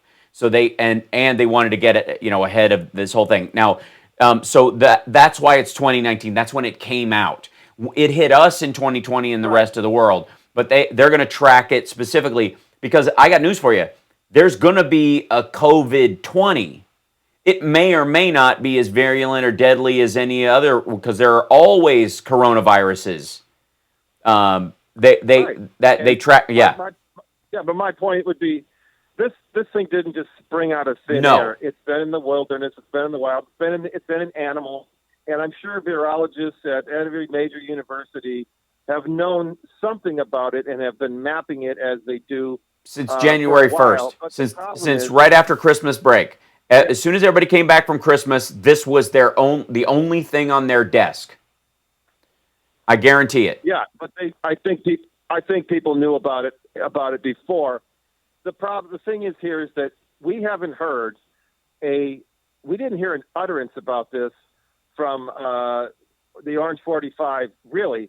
In fact, I know about this because I live in Kirkland. Yeah. It was the day before. It was the weekend before Sexy Liberal in Seattle, which was the 29th of February.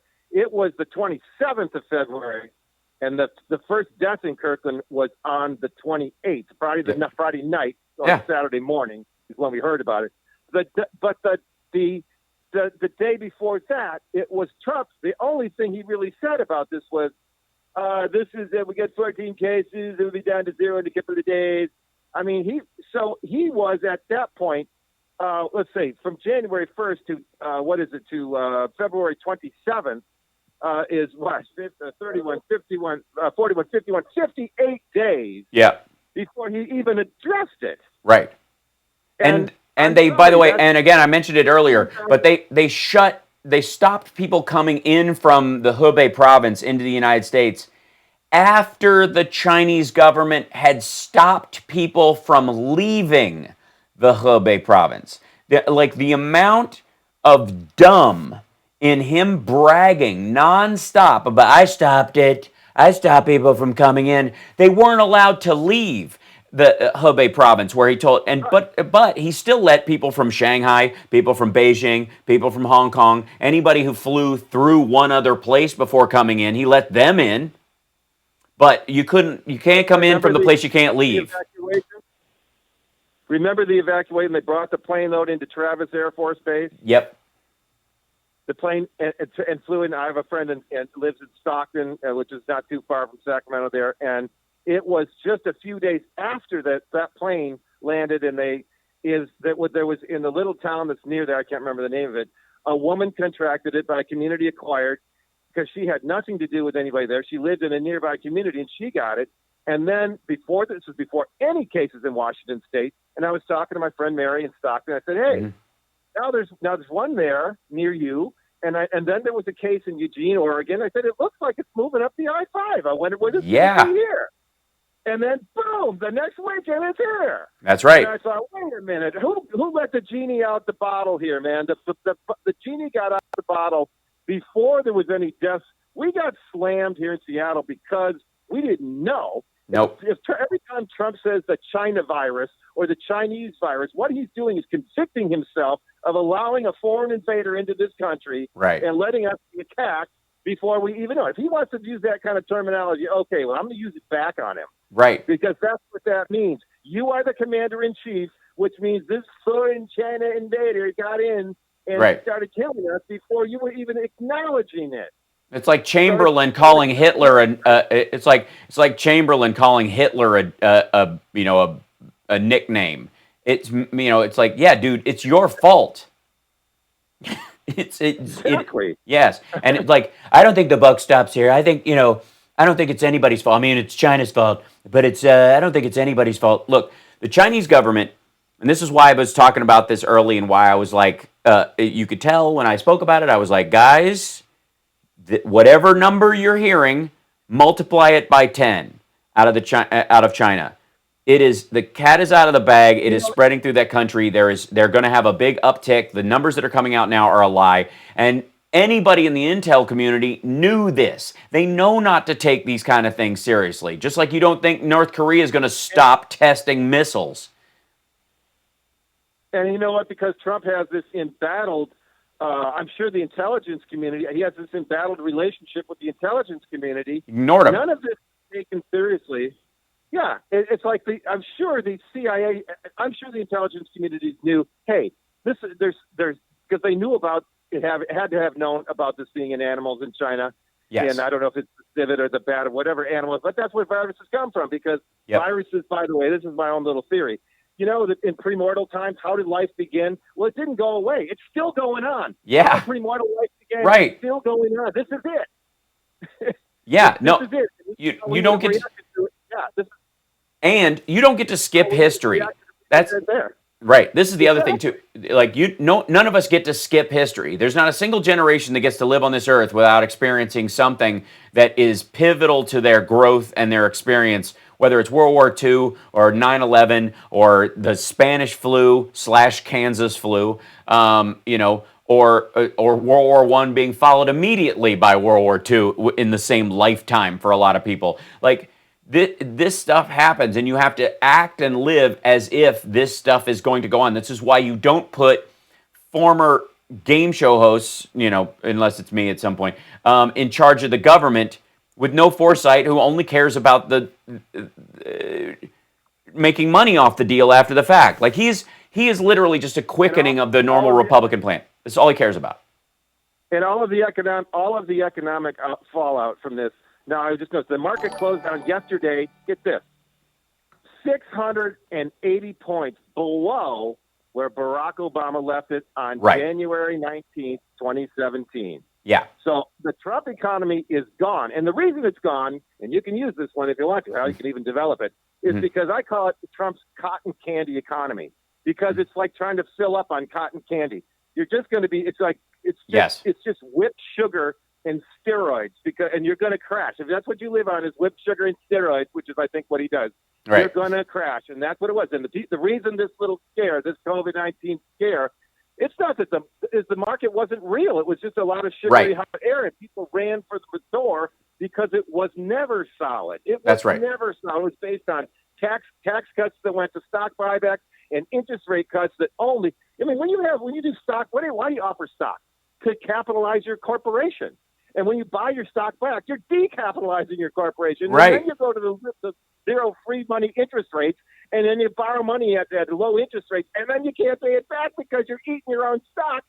This was all a big setup, and it had to come crashing down. And yes, I do blame him completely for his stupid policies as what left us where we are. Then I'll leave that where it is.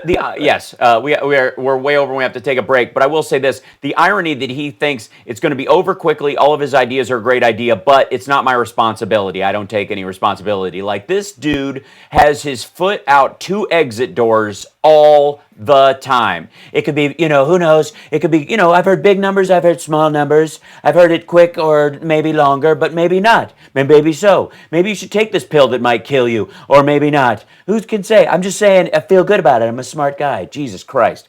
We got to take a break. Thanks for the call. We'll be back with more of your calls after this. 773-763-9278. I think the numbers, the lines are full anyway, so we'll be back. Yeah. Yeah, there you go, Prof. Like, just, everybody goes through something. The cotton candy economy fits with his hairdo. That's clear. Yeah. Yeah. I did indeed. I had a game show while I was in high school. The youngest game show host ever. Aw, thanks, Wes. I would make a good game show host. After this is over, that I'm just saying. Jeopardy. I don't know. We'll see. Fellow citizens, we cannot escape history. Did Lincoln really say that, or are you paraphrasing? I'm not aware of that quote, but that's just always been my feeling about it. I might have heard that quote in high school or something and then just stuck in the back of my brain. I'm back in 60, guys. Cool.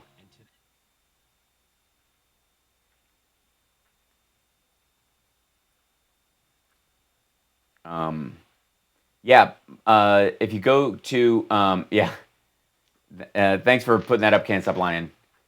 If you go to Mark Savard's, email Mark at his website, info@marksavard.com, and put in the subject line, Hal says I'm stressed, he'll send you a hypnosis de-stress program for free. We're doing everything we can. Everybody, all hands on deck. Oppositional defiance disorder. That is a huge part. I mean, that's the people who, if you try to tell them about, eating vegetarian or doing meatless Mondays or whatever, will go have a steak the minute you say that. That's a quote? Okay, great. Thanks, Carl. Welcome back to the Hal Sparks radio program, Mega Worldwide. It's now time for the happy ending. Yay! I'm liking the word ending less and less these days. Can we let's grab a caller. Who do we have? Next we have David out in California. Right on. Hey, David, welcome. Oh, howdy, Hal. Yeah, things are quiet out here in the quarantine city. Right. The one thing that I was going to recommend, especially for your Midwest listeners, this is a really good time to start a garden. Mm-hmm. You can grow a good batch of tomatoes in the side yard. If you can plant a few peach trees or some kind of a thing that'll, set you up with a steady flow of food for decades to come. Mm-hmm. Maybe some root crops. And if you got a yard that's too small to work with, maybe you could grow plants and then keep them for seed. You're not growing them for the fruit; you're growing them for the seed. Mm-hmm. For pass them on to your neighbors. So the whole idea of slow and steady wins an epidemic. That's right. So it's a nice slow project to work on, but your garden. No question. I was, the prepper in me has been coming out quite a bit lately. And having that stuff online, for yourself and for the people around you is incredibly helpful. Plus, planting some trees, not a bad thing. There's, I think, I want to say near us, like Home Depot and Lowe's are considered essential service places. And they sell seeds. You can also still order those things through the mail from different sources. Ordering, plant seeds and fruit tree seeds and tomato seeds, those kind of things. Ordering through the mail right now is a good idea, just in general, to do that or whatever, and try your hand at it. There was this composter, and this is so, nerdy. There was this composter, like auto composter that takes all your food for the day and turns it into soil in 24 hours. And I was talking to Summer right before all this started to hit, and I was like, I kind of want one of those right now. And she's like, I don't want a poop maker in the kitchen. But but ultimately, it's, my dad and his wife compost, and this is the time. If you live out, outside of the urban jungle, it's a good time to do it. If you do, it might be time to get up on your roof and do an herb box or something. You're absolutely right. Are you doing that? There are a whole bunch of different things. Yeah. Well, there's just a bunch of things that Homeland Security, we need to reclaim the phrase Homeland Security. Like having fresh, clean water is a good Homeland Security. Mm-hmm. If we're running out of trees because we've cut them all down, planting trees would be nice Homeland Security. And so let's make Homeland Security fix the Flint water, Yep. much less make sure that we've got good drinking fountains all across America, so that when you're sick and you need water at that instant moment, you know that it's reliable because Homeland Security provided that clean water for you. That's right. And also, there's an element of, I've always said, we spend so much on defense and let everything go to pot. At a certain point, is your defense plan, let's make the place so terrible no one would want to take it? That seems to be the Republican strategy for I've got a great idea. How about we make America into an S-hole country, and that way no one will ever want to invade. I don't understand that problem. And I've always thought that healthcare should not fall under the common welfare or the general welfare, but under the common defense aspect of the Constitution. Because you guys have heard me say this a bunch of times.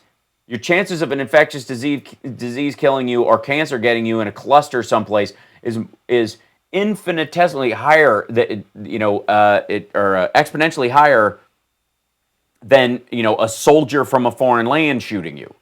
It's just off the charts. So yes, take care of those things because it's not something you can ignore.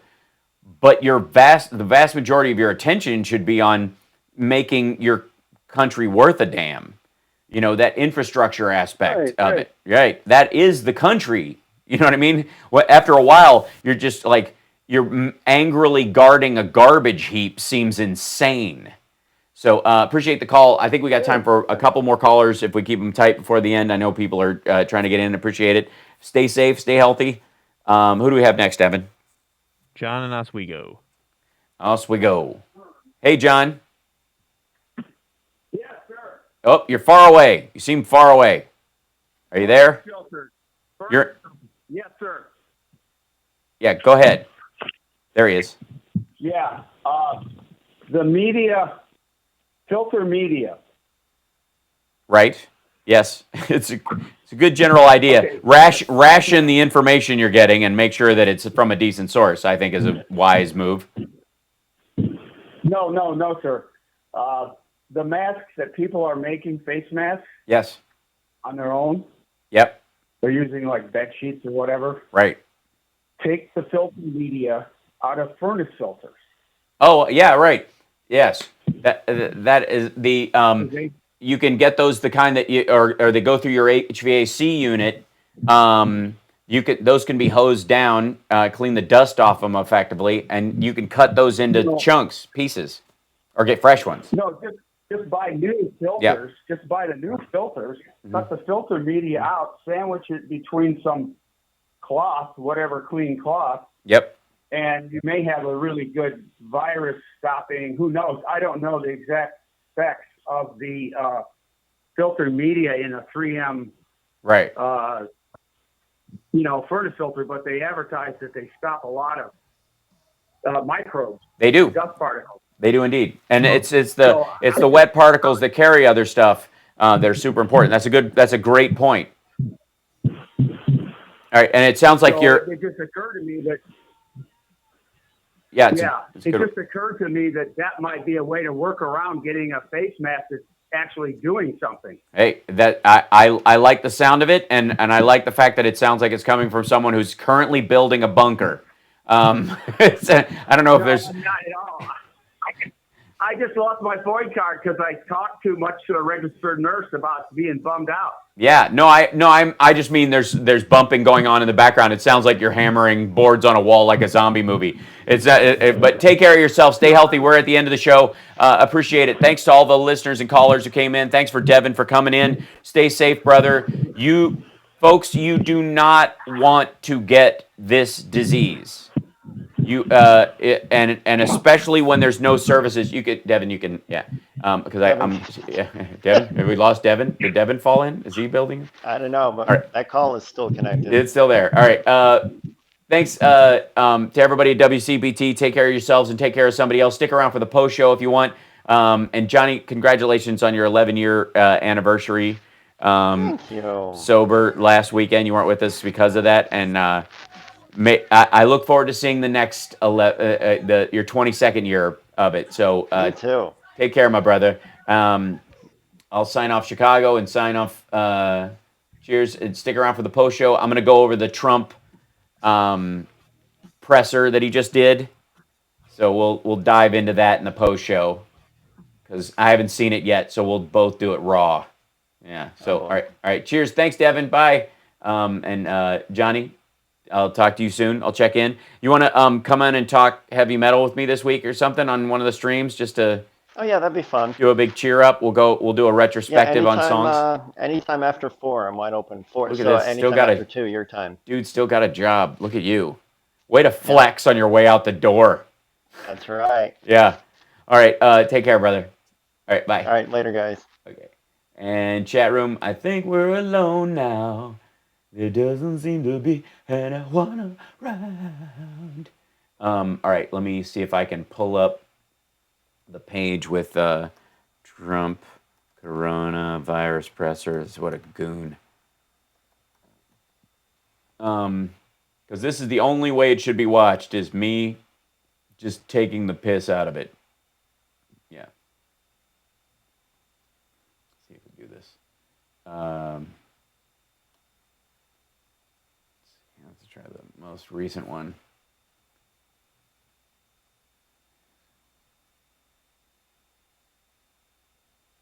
I'm pulling it up. How you guys doing, by the way? Hello, chat room. Yes, I'm your comedic crap filter for this. Is this it? Yeah, here's the new one. This is the... try and drag this out. Keep this up. Is he... We know we all came into this room and got... No, this is the... They're still going. Jesus Christ.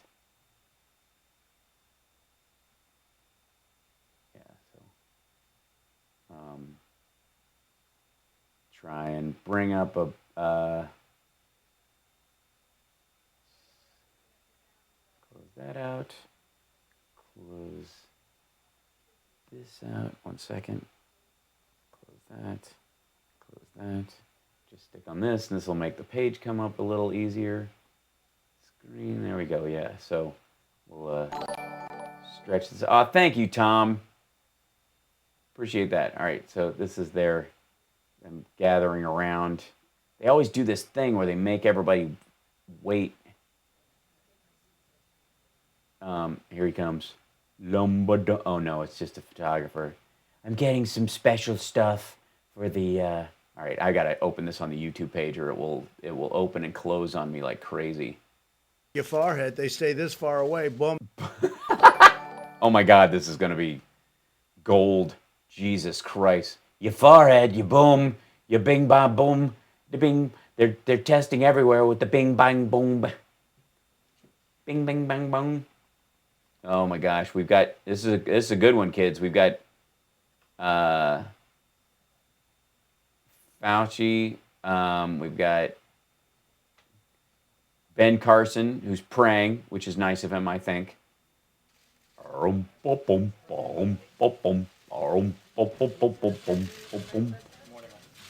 Hello, everybody. Thank you very much. Thank you very much.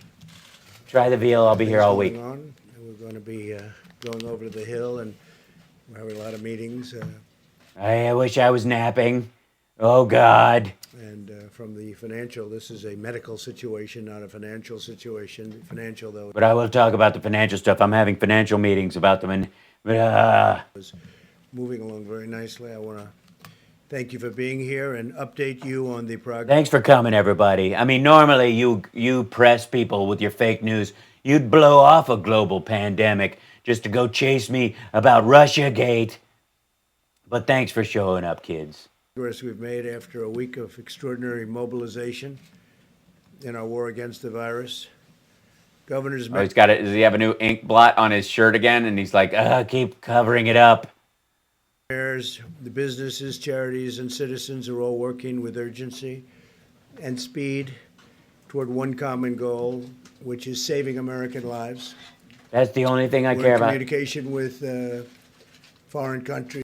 By the way, guys, I'm gonna switch mics because my mic for the show is gonna die, and I don't want to lose it on there. So I'm gonna switch to. Oh, this should sound a little. Does that sound okay? Hopefully, it'll be all right. Because I gotta charge this sucker, or I'm not gonna be able to do any shows. This is, you can tell when I'm streaming. I'm just streaming too much. It's just too much of a stream, guys. I don't know what I'm thinking. So here you go. Countries. It's now at 148 foreign countries. Can you believe that? Can you believe there are foreign countries? Can you believe it? I don't believe it. Do you believe it? 100. You talk about a spread. You talk about a See how much it's not my fault because other countries have it? violent spread. 148 countries. Ugh, anything I can say that makes a number. I could be telling you about the American cases and the death because of those numbers, but I'd much rather. Not even believable. I don't believe it. It's unbelievable. Who believes that? There's been a week of national action and of great national solidarity. People are getting along. We're getting along with Republicans and Democrats and independents and liberals and conservatives, and actually it's a very nice thing to see. It's wonderful to see everybody. I wish we'd have a disease roll through the country and wash. You know, it's like the country is washing the bad policies. We're so nice now. We're all one beautiful big American family, and that's taking Not those foreign countries, though. place right now. Last night That's taking place. What? I approved a major disaster declaration for the state of New York. I worked very closely with Governor Cuomo. Who I really normally don't like, but boo. And this is the first time in our nation's history that a president's used the Stafford Act to declare a major disaster in response to a public health crisis. Never happened before. So lucky me and lucky you, because anybody else wouldn't have done this. They would have just let you die. I'm considering other areas where we may or may not be doing that. And Yeah, now that I've done it for a disease, maybe I do that if, we run out of chocolate cake at Mar-a-Lago. There's a lot of uses for this. I mean, how about the election? Maybe we get rid of that entirely. working very closely with Gavin Newsom, Governor of California, and others. We may be doing the same thing depending Who knows? on their needs, depending on what they're asking for. It's been unprecedented action in New York, and we've had a tremendous federal response in the country. And I want to thank all the people in the federal government and obviously in the state governments and local governments. We are working hard. Everybody is working. Everybody, yeah, we're all working. We could work smart, but no one has time for that. And the people standing alongside of me are working very hard. That I can tell you. Look at Ben. Ben's been working so hard, he can't even afford to be here. Fauci's been working hard. He's live correcting me. That's a Herculean task for anybody. We've also Herculean, sorry. reached agreements with Canada Herculean. and Mexico on new travel rules at our northern and southern borders to halt the entry of the Chinese virus while continuing trade and commerce. Apparently Mexico and Canada are full of Chinese virus. And we've had The more I say China virus and Chinese virus, the more upset people get. about that, and they ignore the fact that I just said yesterday that drugs will work that Very won't. good talks. With Prime Minister Trudeau, and today, this morning, with President Wonderful. Lopez Obrador. Obrador. I called him Labrador last week. That was my mistake. Won't do that again unless he's mean to me, in which case that's all I'm going to call him. We talked about joint measures that we're taking to prevent the spread of the virus in our countries and to temporarily suspend non-essential travel. We had a great conversation this morning. President of Mexico. And our close. Really?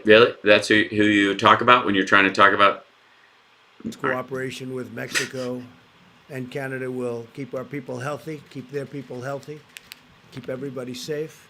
Yes. That's why the Mexicans shut their border from people coming from the United States, because we had more cases than they did, because I ignored it for weeks. Today I had a call with 12. But I had to say I closed the border, and after Canada closed their border, it was a joint thing. We did it together, but they just did it a little first. Again, who's the most important twin? 1,000 small businesses. They're still twins, I'm just saying.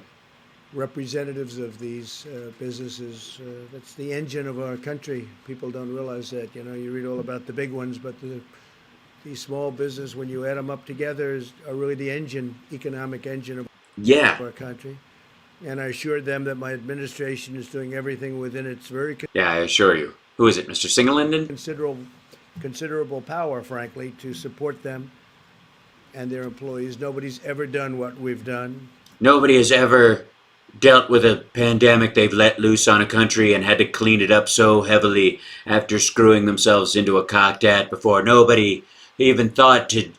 Likewise, I had. You know why nobody's done it before? Because nobody let the previous pandemics get this bad. Calls during that quick. The week with all sorts of representatives and systems. And people, and I've talked to humans as well as machines.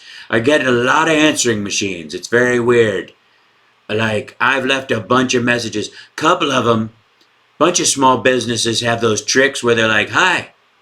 And I go, hi. And they go, yeah, can you speak a little louder? And I'm like, hello, it's President Trump. And they go, louder, I can't hear you. And I'm going, hello, it's President Trump. And then I realize, hey, the reason I can't hear you is because this is a message. Leave it at the beep. And I'm like, oh. Systems like the hospitals. I'm so in charge. System.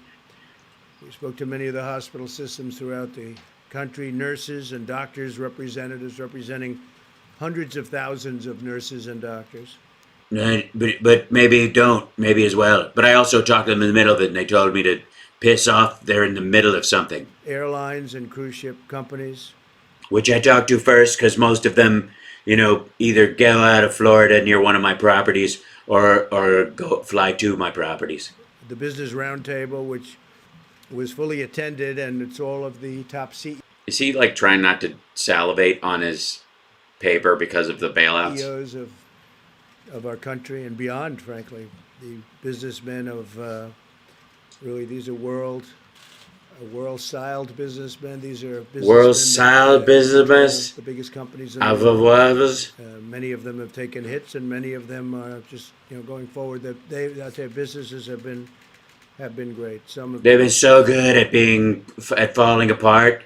Business is never better when it collapses. Been very badly affected. We should collapse the markets, even. Some haven't been affected at all, and frankly, some are doing very well. They can. Oh yeah, they're doing great. If you sell hand sanitizer and body condoms, continue to do very well. It's Walmart, as an example, has been really helpful to us. Guns, baby wipes. Doug McMillan, head of Walmart, really. I shook hands with him. I like his store because it's got the word wall in the title. Really helpful to us, and I guess I assume they're doing pretty well because people are certainly buying more than even a clip at Christmas by substantial numbers. This is way better than Black Friday. This is like Black Death Friday. This is like bubonic. Pretty amazing, but they're doing so good. Incredible. They put on tremendous extra staff. You don't have empty shelves. A lot of things have happened that are very good. You're so lucky. This is best thing that ever happened to Walmart was my presidency.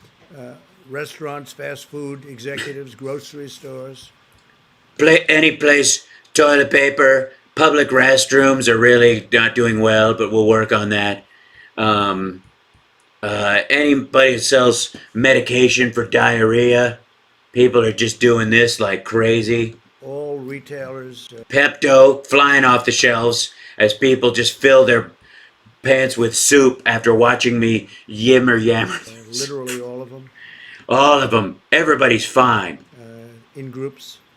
Bunches of them. Yeah, they're all. It's like a zombie apocalypse of business doing great. And we spoke with the G7 leaders at length. G7 countries, in case you don't know. As you know, you probably know about that. Probably because I said it 4 days ago. Spoke when I did. To many of the governors, spoke to almost all of the governors at conference calls. The ones that would take my call, the rest of them would just swear and hang up. Many of the governors individually. And very importantly, the religious leaders. We had a great conversation yesterday. Because pretty much, myself with the religious leaders of our country, many of them, including Ben Carson, the religious leaders, and we've had a number of them during the course of the last 2 weeks, actually. But yesterday we had a very significant call with the religious leaders of our country. They're so good, because nothing is working, and basically prayer. It's a lot of people. I've heard a lot of people are praying, and they're praying because I'm doing these every day. I'm apparently more people are praying now. This is so good. I'm great. The stock in prayer is going through the friggin' roof. Thank you, Michelle. Legislation providing American workers with paid sick leave and paid family medical leave.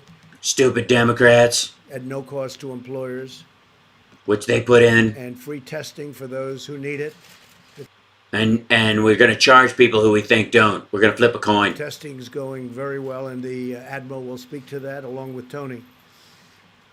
Tony, we don't even call him Fauci anymore. It's just Tony. Big star. Big star. We're making stars up here right now.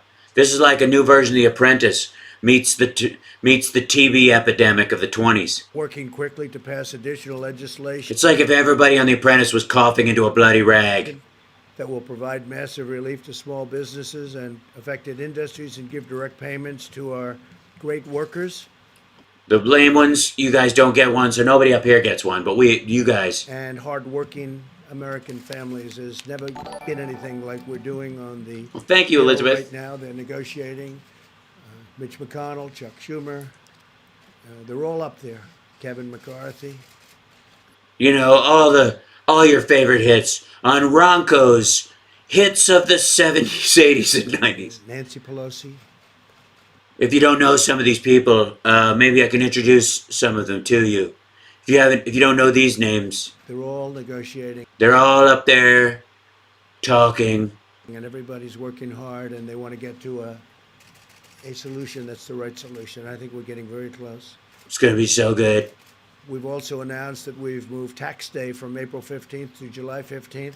Lucky you. Which is a big deal, giving businesses and individuals extra time to file and pay without interest or penalties. So we've moved the date way back, and so it'll be July 15th instead of your traditional April 15th. And very importantly, you will have a lot of time, but you're not going to have interest. So good. Penalties or any kind. I mean, your accountant might be dead by then, but penalties by filing at that later date. HUD announced. Get a young accountant is all I'm saying, but one that doesn't vape or smoke. That foreclosures and evictions are suspended for single-family homeowners with FHA-insured mortgages for the next. Everybody else, forget it. 60 days and.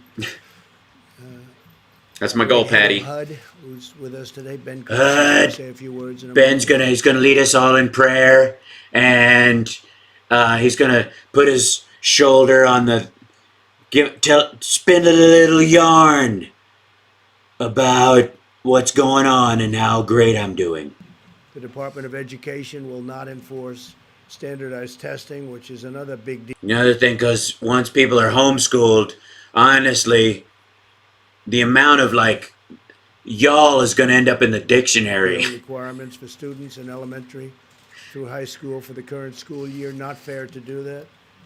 That's not right. to test kids after we've had to shut down schools. And besides, who's going to touch those nasty tests? So we are waiving that. I'm waving it just like people do behind me when I break wind. I would imagine it's probably the first time ever that's been waived. But lucky you, kids. Trump's getting the youth vote. Only fair to the students, and we're going to lower the voting age to 12 and to the parents of the students. It is also waiving interest and other things that were just other things besides interest that for discussing right now. We're talking about stuff that it also waives things we're discussing that we haven't done, have already been done. On federally held student loans, and directed that borrowers be allowed to suspend their student loan payments without penalty for at least 60 days. And we'll be talking about student loans. Can I help the students?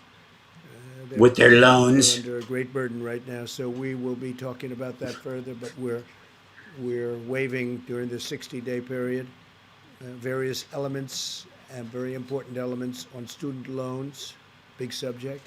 I signed an executive order. I love when he starts reading one word, realizes it's the wrong word, says it anyways, and then goes back and says, actually, both words work. Order invoking the Defense Production Act as you You know, when I signed it and then said, I hope we don't need it, we won't need it, probably don't need it, whatever. Well, apparently we needed it 2 weeks ago. all know, giving us powerful new authorities to help states, cities, and hospitals Which I'm not going to do, but I'm saying I'm going to do. needed supplies. There's been a clear call to action to the private sector, and the call is made right here. It's been really... We've been just saying it, you know. We didn't call them. They should be watching TV. Pretty amazing what's happened with so good. The private sector. They are really in sixth gear, I think. on a 10-speed bike going uphill? The shit are you talking about? Sixth gear.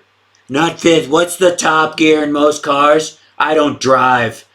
Dude, please. That Trump knows how to drive stick shift. Come on. They're grinding. Which has responded in full force, helping to produce and supply much needed masks, swabs, sanitizers, ventilators, and everything else. And everything else that's needed. Golf clubs, fake boobs. There's a move on that's incredible right now. And by way of example, Hanes, everybody knows. Underpants. Hanes, great company, great consumer. Great underpants. Cotton products company. Products, you know, I don't want to say in mixed company. Is retrofitting its manufacturing capabilities. So apparently, you're going to see doctors, things have gotten so bad, just wearing tidy whities over their faces. And then if they need to see something, they could just open the Y front and then close it. Large sections of their plants are converting. Produce masks. And they're in that process right now. So good. And in my direction, the FDA has taken rapid steps to make these items available for medical use right now. They're testing it right now. People, they're asking that very important question at the FDA right now. Boxers or briefs? I mean, most excitingly to me is what the FDA has done in order to get... oh, here comes many drugs that probably won't work, but they might work. But Tony shut me off and I talked to him. He's not going to do anything today. Possibly a very successful number. It's not just one or two. Number of therapeutics, medicines that can help. No, look at Fauci just like finding his quiet place, arms crossed, head down, like just ignore it, just ignore it. Help people. If this idiot fires you, people will die. Don't say anything. That are already sick. Help people not get sick, and obviously all kinds of stuff. There's all kinds of prophylactic things that you can do. I mean, I never wear those things, but you know what I'm talking about. Obviously, you know about the vaccine, and Tony will discuss that a little bit later, but the vaccine is moving along. But this is something that It's doing great. Super good. Super vaccine. Right now, for right now. We are a full 2 days closer to 18 months away. Like, this is what we really, it's incredible. And what the FDA has done. And To okay a bunch of treatments so we can test it on all the poor people and the ill, the old people who are going to die anyways. We'll just test it on them. Dr. Stephen Hahn, who's highly respected. So good. Came as just a highly respected man. He's been fantastic. Fantastic job. He's only been here for a couple of months, and he's gotten thrown into the swim of it, and he's really thrown into the swim of it. You mean into the deep end, Mister Can't Swim? How many people want to bet Trump can't swim? I mean, he wouldn't go into the water because of his hair, anyways, but still. Really standing up, but the I mean, he's buoyant. He has really moved the mountains. I said it this morning. They moved mountains to get approvals on things that. Frankly, will kill people. That maybe work. We'll find out. Maybe they'll work. Who can say? Maybe they kill people. I don't really care. Just test it on people right away so that if any of it works, I can take it. Yeah, very soon. It won't take long. No, it'd be quick, super quick, and you don't worry about it because it's all be over before you know. An example of the Pernod Ricard. Pernod Ricard by Fabergé. Which is, this is really an example. Super great. It's going to work. I just have a feeling as a scientist. We're repurposing alcohol. They went out and repurposed their alcohol production capabilities in Arkansas. Arkansas might be a state you've never heard of. Perhaps. Arkansas. Kentucky, Texas, and West Virginia to make hand sanitizer. Instead of bourbon, which doesn't work, by the way. It's a big difference. And they've been unbelievable. They really have. Pernod Ricard. Could it be smaller for Uncle Art? Their first delivery will be on Tuesday. It's going to go to various states. Thank you for that. Start, I think, in New York, and they're going to work their way around. They make super good. A tremendous amount of hand sanitizer at a very high level, too, by the way. Very high level of hand sanitizer. They're going to make a lot of it instead of a little. National Response Coordination Center to level 1. That's your highest level. This is the nerve center of all of our government response to crisis, and it's coordinating very closely with our nation's governors. Many of you were at the call yesterday with the governors. With the governors and the thingies and the doing, and you were there, and you saw what I was doing and not doing. We've had lots of calls, more calls than you even know, like so many calls. It's hard to even think about the number of governors, by the way, but the relationships are pretty amazing. They're loving what we're doing, and they're loving it. Coordination between the federal government and the governors, states, and even local has been pretty incredible. Pretty incredible. Administrator Pete Gaynor, who is with us, will soon be providing you with an update on the. He's going to do the full Gaynor as he gets thrown in the swim end. Center's operations, and the team has been incredible. So incredible. Fantastic job FEMA's doing. Remember when they were making camps, they were all going to throw conservatives in and steal their guns, and they were going to, burn people alive for reading the Turner Diaries? That's not true anymore. We got them involved last week, very much involved, and now they're involved nationwide. We've dramatically expanded telehealth so Americans can see a doctor without leaving home. Just die at home. We don't want to. We're afraid that you'll scare the crap out of people because they're. It's like something which more and more people are using, and now they're really using it, and now the ones that are using it are loving it.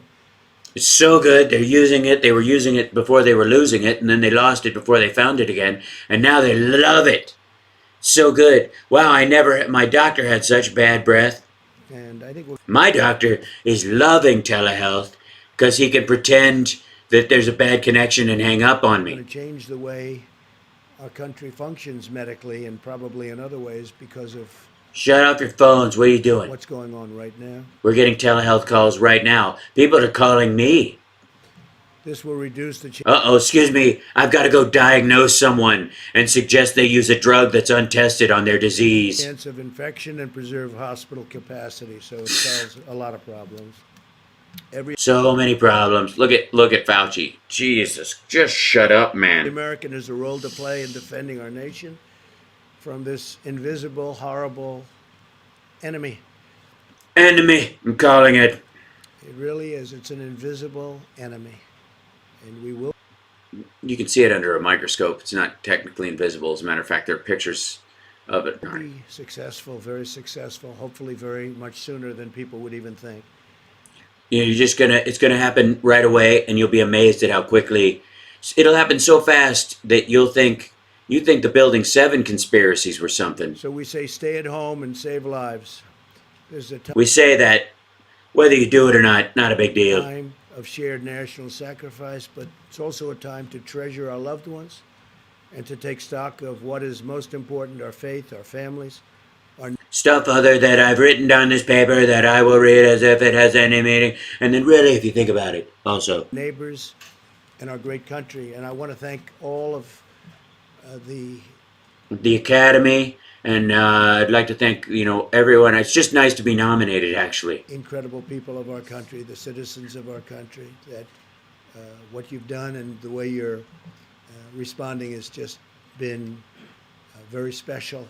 It's very special. That we will never forget. We won't as long as you live, which won't be very long. But don't worry, America, I'll get the vaccine. The history books will never forget. And we're going to have a great victory. We're going to be celebrating a great victory in the not. It's going to be such a party. This is like you thought that when AIDS was over, we'd have an orgy. Wait for this one. Distant future. I'm going to be slathered with oil laying in a park. And I just want to thank everybody. And now I'll introduce the one and only Billy Shears, Vice President Mike Pence, who's led the task force. And if anything goes wrong, it's his fault. I will tell you this: he has not slept much, maybe a tiny bit, maybe a little bit, but not much.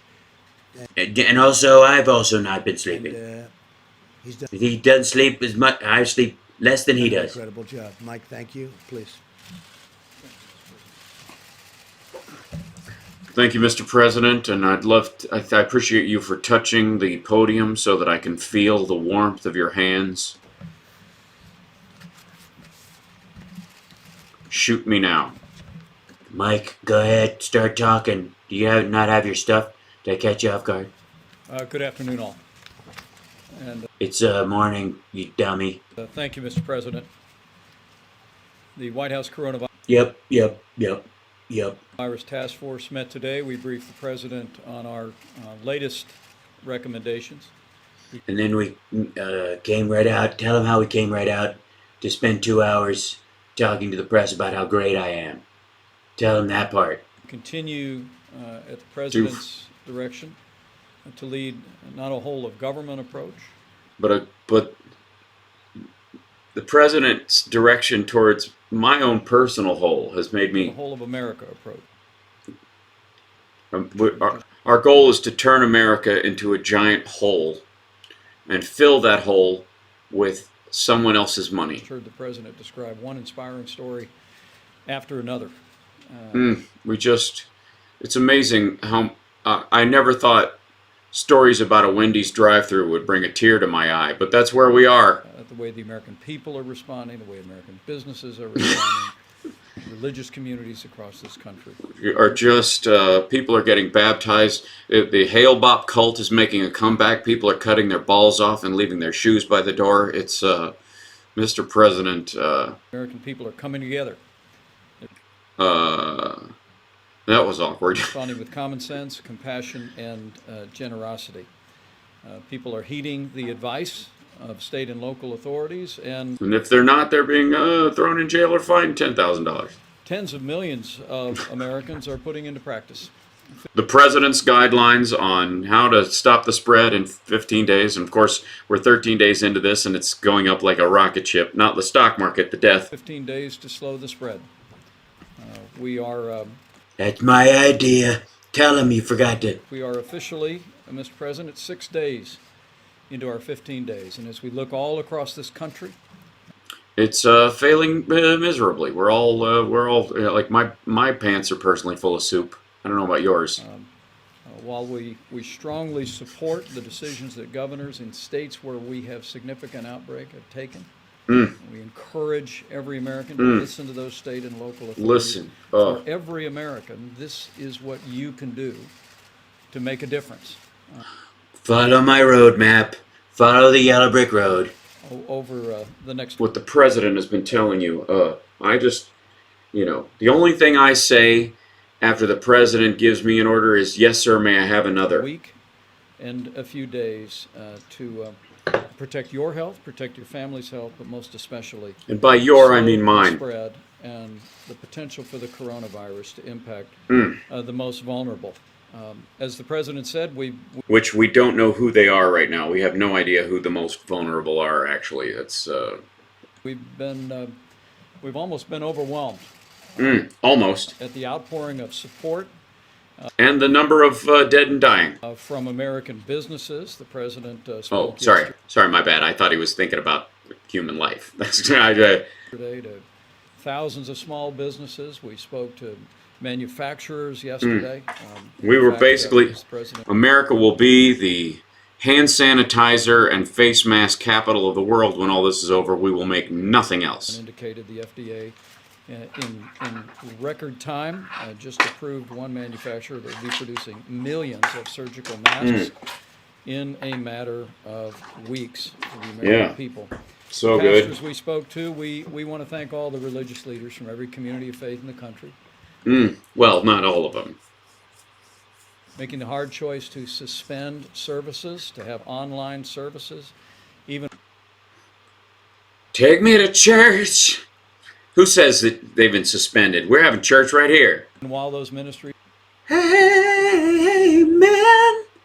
are continuing to support food banks. Can I get amen? Banks and come alongside the most vulnerable. They're coming together, and we're going to come alongside. And can you tell I have a fixation? And of course, the chorus of prayers that is coming up from communities of faith around the country is making the difference that it always has in the life of this nation. One thing the president and I promised was to remind people that on the weekends that you're not in the pews, it's still a good idea to, if you can, to go ahead and make that donation, because all the ministries are continuing to play a vital role in our communities. And That's right. Make that. Thank you for making that donation, Kathy Comic, by hosting my stream. Jesus wants you to reach down into your pocketbook and make sure this plane is not going to fly itself. These pilots are expensive. They have to be checked out on the newest jet. You can't just pay for your pastor to get a new jet. You got to pay to train up his pilot, because there's all kinds of bells and whistles and doohickeys on this thing that none of us have ever said before. Let the poor end religious folks get the crappy second tier G5. I've got a G7. Not the companies, the countries, the plane. Exactly, Mr. President. Praise Jesus and pass the mashed potatoes. Encourage your continued support. Prayer. The president and I are grateful that the American people are listening to state and local authorities. That's right. Thank you, Hal Vickery. If ladies and gentlemen, if you donate and become a patron today of the Housebox Radio program Mega Worldwide, and the good work, the Lord's work we are doing here today, then the blessings will come through the screen. I want you to walk up and touch your camera right now. Stop it. Did you clean it first? You don't know who's been using that. It's a filthy mess. See? Just that alone saved your life. Worth the price of a cup of coffee a month. Patreon.com/Housebox. Praise the Lord. And putting into practice all of the recommendations in the president's coronavirus guidelines. Especially tip number 13, put your head between your legs and kiss your ass goodbye. I've been doing that to him all week.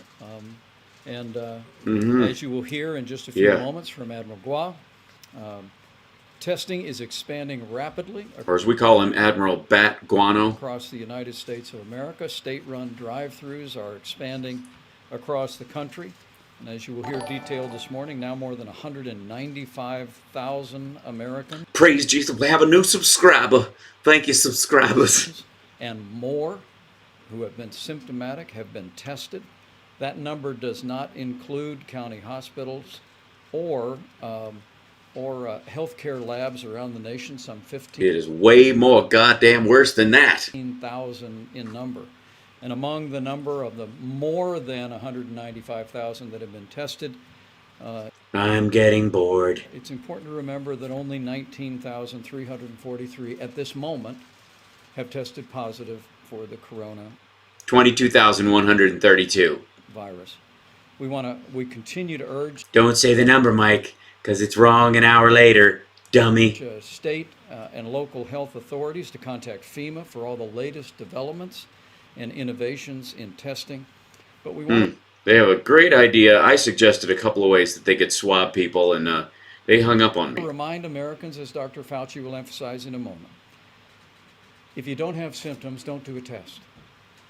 It is another way that the American people can make sure. But if everybody wants a test, you can get a test. We're up to here with tests. Seriously, I'm killing me. I got to move these tests, and I can't move them anymore. Sure that we are preserving the resources that our healthcare workers need to minister and to support those who are dealing with the coronavirus and other illnesses. In a moment, Pete Gaynor will detail the efforts at FEMA. Since the President's National Emergency Declaration, we have FEMA in the lead, stood up the National Response Coordination Center, as the President said. And What was that, guys? I'm blitzing on it right now, but you guys probably know. What was that that exercise that everybody was saying was the government planning on taking over everybody that Alex Jones was all up in? It was, I keep getting Area 51 stuck in my head for it, but it was like Agenda 13 is the UN thing. This is, you guys will remember. We are working closely, literally hour by hour, through FEMA, processing requests from states most impacted, like New York. Thank you. Praise Jesus and pass the mashed potatoes. We thank you so much, Reverend Amos Burra. Bless your heart, my good man. Thank you so much. Taking care of us and being a part of the cult of personality that we are running here, whatever, nothing to be ashamed of as we gather around the warm fire. Oh, thank you, Ann McPherson West, for becoming a patron. Bless your heart. I can feel the warmth, the love that's coming back. This is giving me hope for the future. We might be able to buy 666 Fifth Avenue after all. There might be fire sale prices on this building. I'm almost not kidding. Like New York, Washington State, and California. And we'll continue. Jade Helm, thank you so much, UR2. Yeah, the Jade Helm thing that everybody's like, I knew it. They practicing. They gonna come get us. Jade Helm, FEMA, they're gonna practice with the military, then they're gonna come take our guns. And I don't know why I sound like James Carville on Helium. They're gonna come down here. That's just a bunch of hooey. This man talking out his backside, and every word that Trump says coming right out of his ass is bumping right into Pence's forehead. This is a mess. And to work very, very closely with those states through the very traditional means of. I need a show where James Carville talks to oh God, what's his name? The dude from Minnesota. Look, we gotta get this whole thing together. This whole thing's a hornswoggle. Yeah, you don't even got to tell me about that. This man is just ridiculous. And then we'll get in Chuck Grassley. Well, I think that the whole thing's gonna be a mess. We've got to figure it out. Now, there's a bunch of ridiculousness coming down through here. You're gonna set this man loose and tell me a story like that? Well, I'm mixing them all up. I'm gonna break a lip trying to do it. Richard Painter, thank you. This is the most ridiculous thing I've ever seen a president do in my whole life. The very fact that I'm on television in a suit is amazing to me, considering I am a frontier sheriff from 1789. Federal emergency management at FEMA. Secretary Carson will describe decisive actions the President alluded to bring foreclosure relief to Americans. And on the subject of supplies, in a moment you will hear of not only the progress that we're making on testing, but on Monday we'll be detailing for the American people the progress that we are making on the President's strategy of. Monday we're going to get together. We'll have a meeting to talk about the strategy for what you'll soon be finding out about how we're going to tell you about what might eventually be coming. There's so much exciting stuff happening. And so we can't wait until next week when we can tell you where you can find that information out, when and if it's available. Of procuring more personal protective equipment and medical supplies, allocating them through the system of FEMA. I am not going to, but I refuse to give up my GIMP suit. And continuing to urge conservation by Americans. In fact, I'm pleased to report we're about ready to we're conserving everything we can, man. We'll be farming our own dung like the Martian up in this nonsense. Why don't you talk? Get out of the way and let Fauci talk. You're ruining the economy. To the president today that I'm just going to be James Carville for the rest of this show. That's a bunch of ridiculous. Shut up! Just placed an order for hundreds of let's hear Ben Carson talk. At least it's funny. Millions of N95 masks that will be being made available to healthcare providers across the country. On behalf of the president, we do renew our call for Americans to postpone elective medical procedures, including dental service. Except boob jobs. That's not. And those Brazilian chicks that get their butts done. You still do that. That's not elective at all. And remember, this is another way that you're going to make sure that medical supplies are available, because by postponing By the way, real idea. Hair salons. I know this from having over the years been around a lot of this as it goes down. Have gloves and masks for when they do hair dye. You ever seen a girl like in the thing with all the tinfoil in and they're painting it on there and that stuff? They have boxes and boxes of rubber gloves. They have masks that they wear because of the smell. Just saying, hair salons, start giving your stuff to hospitals. That's a great idea. Why? How come you don't get good ideas like that from Mr. Bleached G.I. Joe character up here? Elective medical procedures, you're freeing up. You sound muffled with your head up Trump's backside. Medical supplies for those dealing with the coronavirus. As the president mentioned, our team is on Capitol Hill as we speak, working with members of Congress in both. Yeah, BDSM culture has a lot of options. The vinyl community is going to skate through this. You're going to want to. The zipper mouth ones are completely useless. But if you're political parties, they're making progress by all accounts on a bipartisan bill. They worked late into the night last night, started early this morning, and we are working to pass that legislation on Monday in both the House and the Senate. And apparently that is necessary for some reason. We haven't figured that out yet. Now, on a personal note, many of you it's a brand new thing. May have been made aware that a member of my staff has tested positive for the coronavirus. You'll also be happy to know that I don't talk to the people that work in the White House. We don't talk to our staffers or interact with them. Don't be ridiculous. That should make you feel very safe. The president hardly knows the name of anybody. We learned of that late yesterday. I am pleased to report that he is doing well. He had mild cold-like symptoms for about a day and a half. Has not been to the White House since Monday. So he's been here. Okay, so you did have, there was around, he was touching every surface, he had mild symptoms, he was asymptomatic for a time, and he had symptoms, and he was touching everything. The president nor I had direct contact with that staff person. He did use my bathroom at one point, because he mistakenly, it said, welcome to Tweet City. Thank you, Thomas Rock. Bless you, Lord, keep you. Good on you, and let the blessings flow through to you. That's right. Immediately with the White House physician and the CDC, we've done all contact tracing. And while the White House doctor has indicated that he has no reason to believe that I was exposed and no need to be. Believe me, I know when I expose myself. Be tested, given the unique position that I have as vice president and as the leader of the White House Coronavirus Task Force. Well, don't say you're the leader. I put you in charge. You're the assistant to the assistant manager, okay? My wife will be tested for the coronavirus later this afternoon. Let me say I'm just going to smile at the girls and the reporters who are here. Again, how grateful the president and I are that every American has acted on the president's coronavirus guidelines. We are 6 days.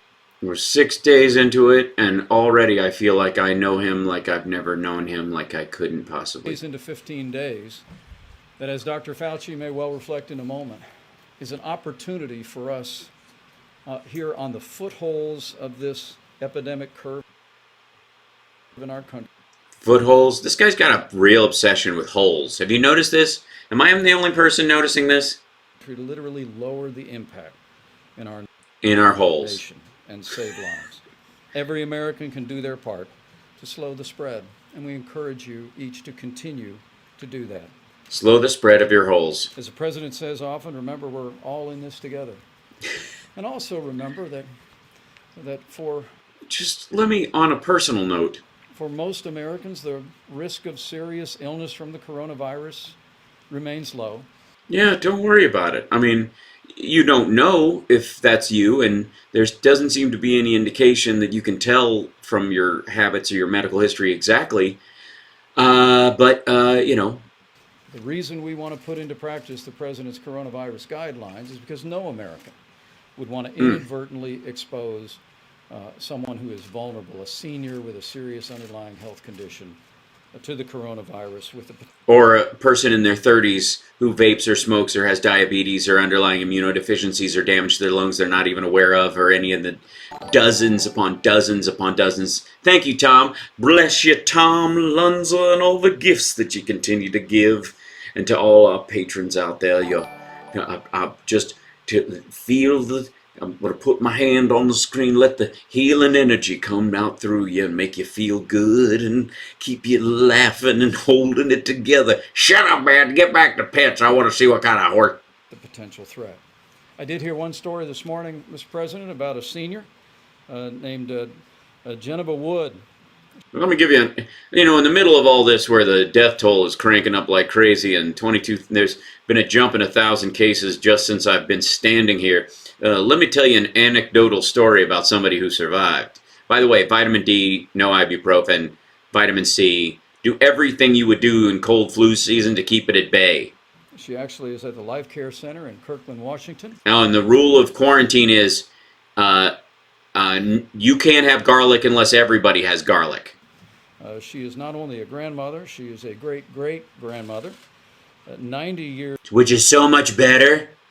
That's, like I had a good grandmother. Young, and she tested positive for the coronavirus on March 6th.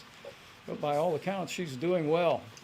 She wanted America. Of course, we know that the way this disease works, especially in some of the elderly, is that they go through it, they feel the symptoms, they heal. Thank you, Patricia, bless you, is that they go through the whole thing, and then 2 days later they start having shortness of breath, and then it's all downhill in about 24 hours. But, we won't tell you, we won't keep you abreast of how she's doing. America know there is hope, and her strength and her enthusiasm is truly an inspiration to the nation. No, it isn't. She lucked out. As the president said many times, we're going to get through this. This isn't a fight. You're not going to fight this off. You don't punch this in the face. You need medical intervention, and if it's there for you and it works, you will survive. Come out stronger than ever before, and we'll get through this as Americans together. Thank you, Mr. President. Thank you very much. Thank you. Admiral, please.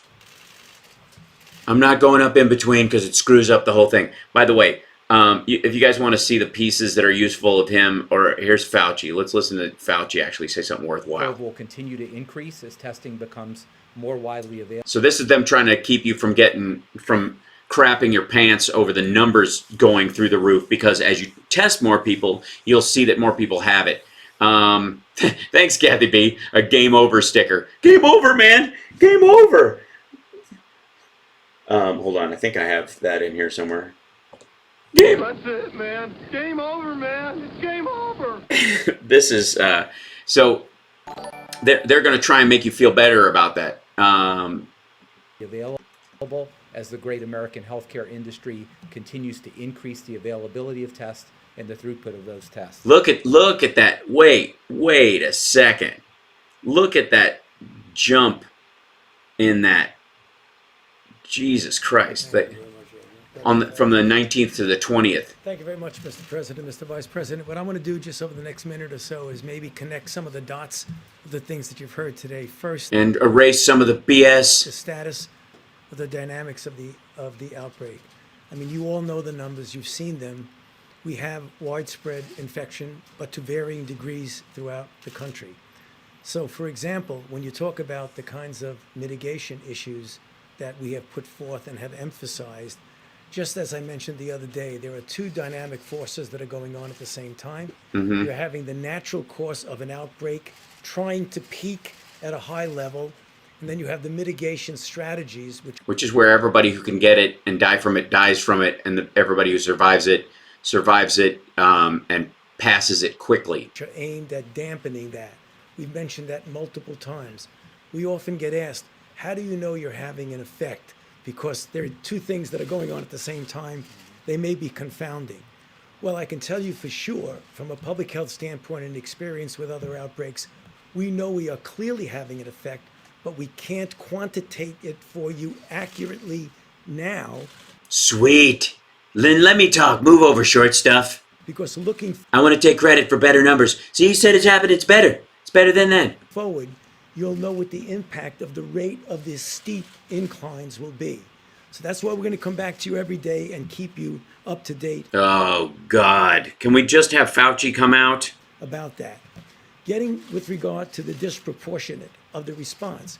Everyone, it's right here, I'll get to open up the Vice President's book with his permission. This is baseline for everyone. The baseline.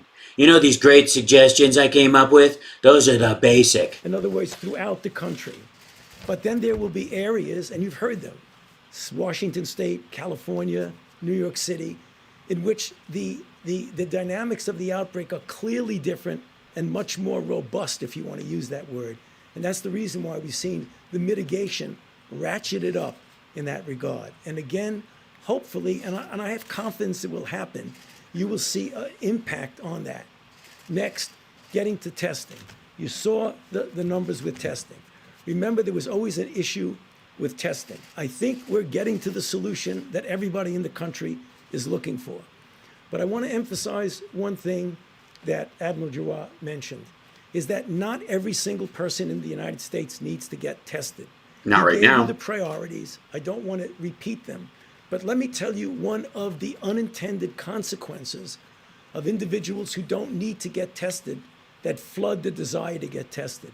Currently, and I hope we'll be able to change it and make it much less reliable on PPEs, when you go in and get tested, you are consuming personal protective equipment, masks and gowns.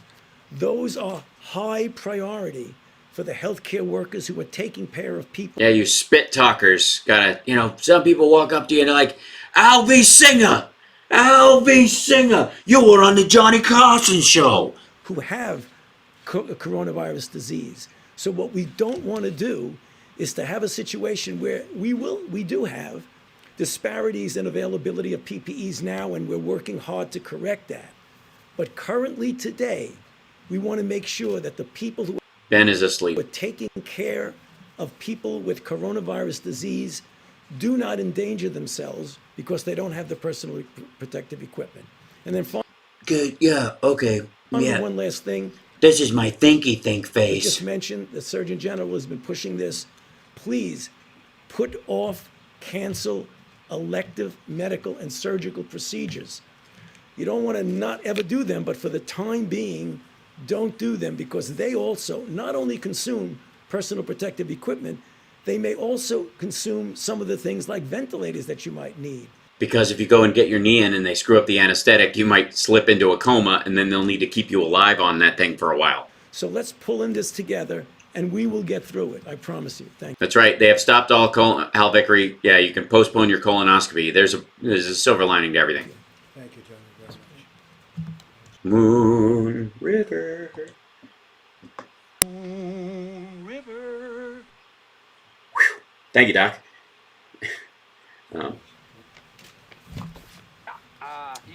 Thank you, Mr. President, Mr. Vice President. FEMA is now leading the federal operation, or the federal response for all operations on behalf of the White House Coronavirus Task Force, who oversees this whole-of-nation response. HHS will continue to provide their matter expertise on health, and pursuant to the nationwide emergency declaration, FEMA, in coordination with HHS, Yeah, this guy's. I feel much better. is assisting state, local, tribal, territorial Trump's like, you're not reading very well. You don't read as good as I read. governments and their other eligible entities with health and safety emergency protective measures on behalf of the American public. Oh, Dynamic threat. Thank you very much, Pete. Ben Carson. Well, thank you, Mr. President and Mr. Vice President, for your tireless leadership here. And I also want to thank the fellow task force members who have been working around the clock in a very patriotic way to serve their fellow Americans. Beautiful. You know, part of the American dream is having a home. And sometimes people say, well, what does housing have to do with health? It has everything to do with health, having a safe home. And that is the reason that the President has authorized the immediate cessation of foreclosure and eviction proceedings for American I did? Oh, man. citizens, single-family forward mortgages, as well as reverse mortgages. And as you know, FHFA has also decided to do the same thing for 60 days. And the CFPB. Which is great. So you're going to do this for 60 days. This is the plan. They're going to stop foreclosures for 60 days. So, your fight back, your ability to like file a paper or something like that is basically postponed. But over the next 60 days, if you've been having trouble making money, you're completely financially devastated. You won't be able to cover, you'll be wiped out essentially. Any chance you had of the money that you might be saving up to get yourself out of arrears and save your house, that's all gone. So 60 days from now, there's going to be this huge wave of foreclosures. PB is very happy with all of this as well. So good, super good. Come on, baby. And it's really all about helping our people. That's right. That's people, not buildings. Because most people don't know that it's only a house unless somebody lives there.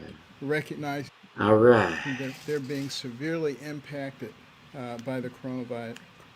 Virus. We've also asked the various servicers. I'm dozing off. This is nice. Mortgage loans to exercise forbearance for anybody who's having difficulty. It is important if you're. You know what? Forbearance isn't enough. Let's do 5 bearance. I can. Let's make it. Yeah. Difficulty to actually contact the people who have made the loan, who established the mortgage, because it doesn't happen automatically. What does happen automatically is that. Yeah, it does happen automatically, actually. We cover all 8.5 million people in terms of the moratorium on. So 8.5 million people right now are in danger of losing their homes. Foreclosures. That's always true. Foreclosures and evictions. We want also for the PHAs to be protected. HUD does not have authority to mandate that evictions can occur, but we are in contact with all the PHAs across the country and are petitioning Congress, public housing authorities, for the power to be able to actually enforce that. But maybe.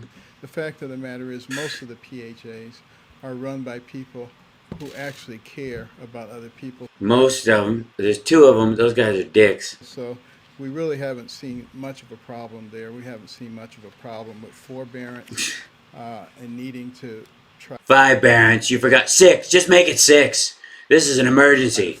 Nobody could have foreseen this. People to do it because they want to do it. People are stepping up and saying, "What can we?" Okay, yeah, Ben, move on. Do to be helpful. As far as housing choice vouchers, Section 8 is concerned, the April vouchers will be sent out next week. In May, vouchers are already being worked on, and we're also staying in contact with all the stakeholders. The advocates for low-income housing, as well as other stakeholders, to make sure that we're doing things that waddling. And additionally, boring. we've extended the deadlines for boring waddle. Multifamily. I'm doing my board waddle. Financial reporting requirements. That's for over 20,000 multifamily. Okay, Ben, get on with it. Literally, Ben calls Trump late at night when they need him to sleep and just talks. This is the only way. Health care borrowers until April the 30th. And that provides them with a lot more flexibility to deal with the issues that they're dealing with. I also want to thank our FHA Commissioner Bryant Montgomery, as well as the FHFA Yeah, okay, he's wrapping up. Director Mark Calabria. Can we do like the Oscars and just like play people off? But I'm like the host, so you can't play me off. And Kathy Kraninger, the director of CFPB, who've all worked. The what? The director of the what? The CFPB, the Consumer Financial Protection Bureau, the thing that Elizabeth Warren started with the help of the Obama administration and Joe Biden. That organization. Do you like to thank the director of the CFPB? Right, you want to do that 3 feet from Trump? Entirely. When he's clearly infectious and might spit on your neck? With us to make this. I'm good. Don't say CFPB. Don't do it. You big jerk. Happen. What we're trying to do. I want to kiss you so bad. I can bear it. I can almost take. I'm not looking at you, Ben. I'm looking at the general. I wish I looked that good with. I hate his hair. Is bridge the gap. Recognizing that it's a lot. Yep. That's good. Okay. To take these measures. Ben, we're going to talk about this. And for Congress to take the measures that they're taking so that we don't destroy a very excellent system and have to start all over again. So for those who are worried about the money that's being spent, if you don't spend the money and deal with this now, it's going to cost a whole lot more to try to build all this up again. And as was mentioned, good, he's closing his book. Jesus Christ. If he vamps by the president, don't vamp. There's been no vamping. A sense of unity that we haven't seen for a long time. It's wonderful how many people get brought together by death and destruction in this country. And we have an alien life form that eats spinal fluid, lives off spinal. I should just release that into the public and then pretend to fight it in an outfit. Let's hope and pray that when I've been actually just sprayed with a scent that it can't stand, so people go, oh my God, he's so strong. And so, oh, sorry, I was dreaming. Unity lasts far beyond this crisis. Oh, sorry, I was going the wrong way. I was going to go that way, and then I ran into the general. Let's take some questions from you ratty, disgusting people. Mr. President, a few questions, if you don't mind, sir. If He touched both of the mics. You can't leave him alone? you've lost your job now, or you're worried that you're going to lose your job. I have not lost my job. I'm still president. Just because the polls show Joe Biden killing me in every swing state and a lot of states I won. Restaurant, something like that. What do you want people to do immediately? I want them to know that you're a terrible reporter and you're sensationalizing. Second question, sir. We heard from the Vice President that he's going to be tested. Have you taken a test since last Saturday? I know you told us. I just took one. You just took. I just took one. I don't understand. I don't have to do this once or whatever. Look, I got a B-. How you feeling? I feel great. Okay. I feel great. Don't I look great? Look at the color of my face versus my hands, and my face versus Ben's face, and my face versus anybody else's. I feel. I guess we'll. I hope I look good. How's my neck gina this week? Taking more than one. Those people are going You took to the be- one, sir? Sorry, hold on one second. Yeah. I took the one test. I took one test. I'm not taking it again. No, he didn't. He didn't take the test. I don't buy it. Nobody buys it. That's baloney. Like, have him describe what happened to him, what it felt like. Somebody says, what's your experience? What was it like? Okay, so for those people that have lost their job already, or they're worried that they're about to lose it tomorrow, what do you want them to do right now? Well, what they do right now is keep receiving their paycheck, and hopefully their company. Keep getting paid for the job you no longer have. How simple.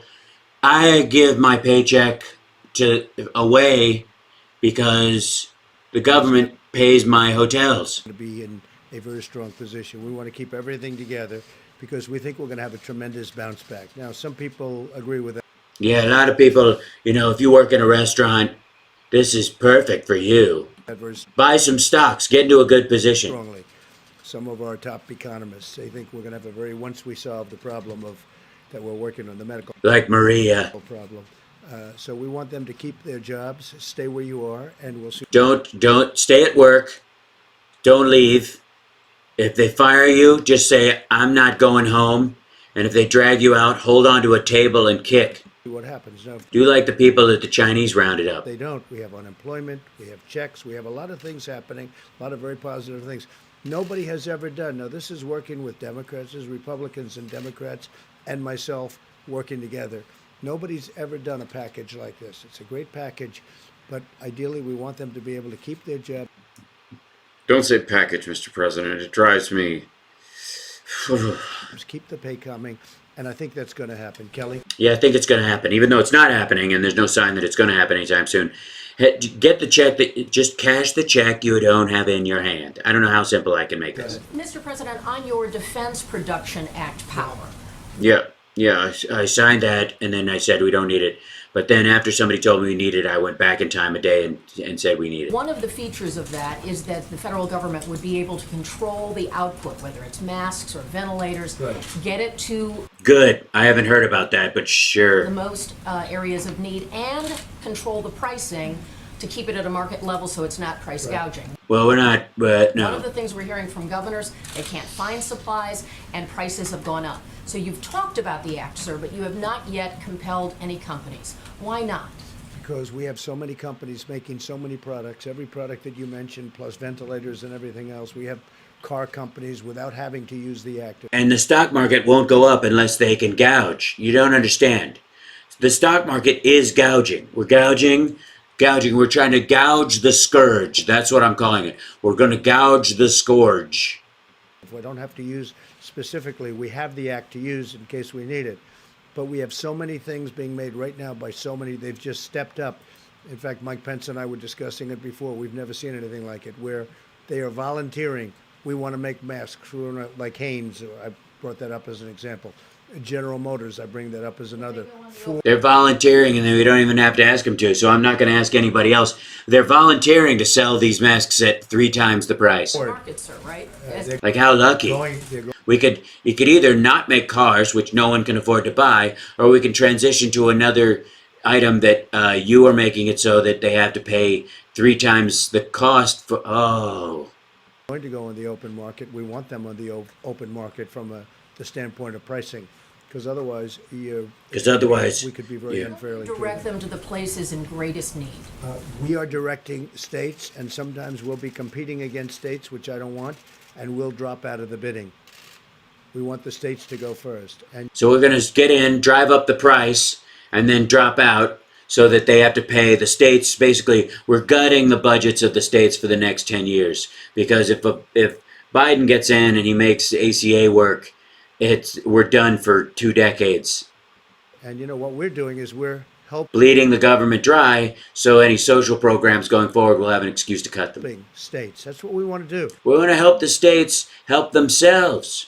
You know, it's a little tough love. Sometimes the states just have to get off our couch and go get a frickin' job, brother-in-law. Same thing with the testing.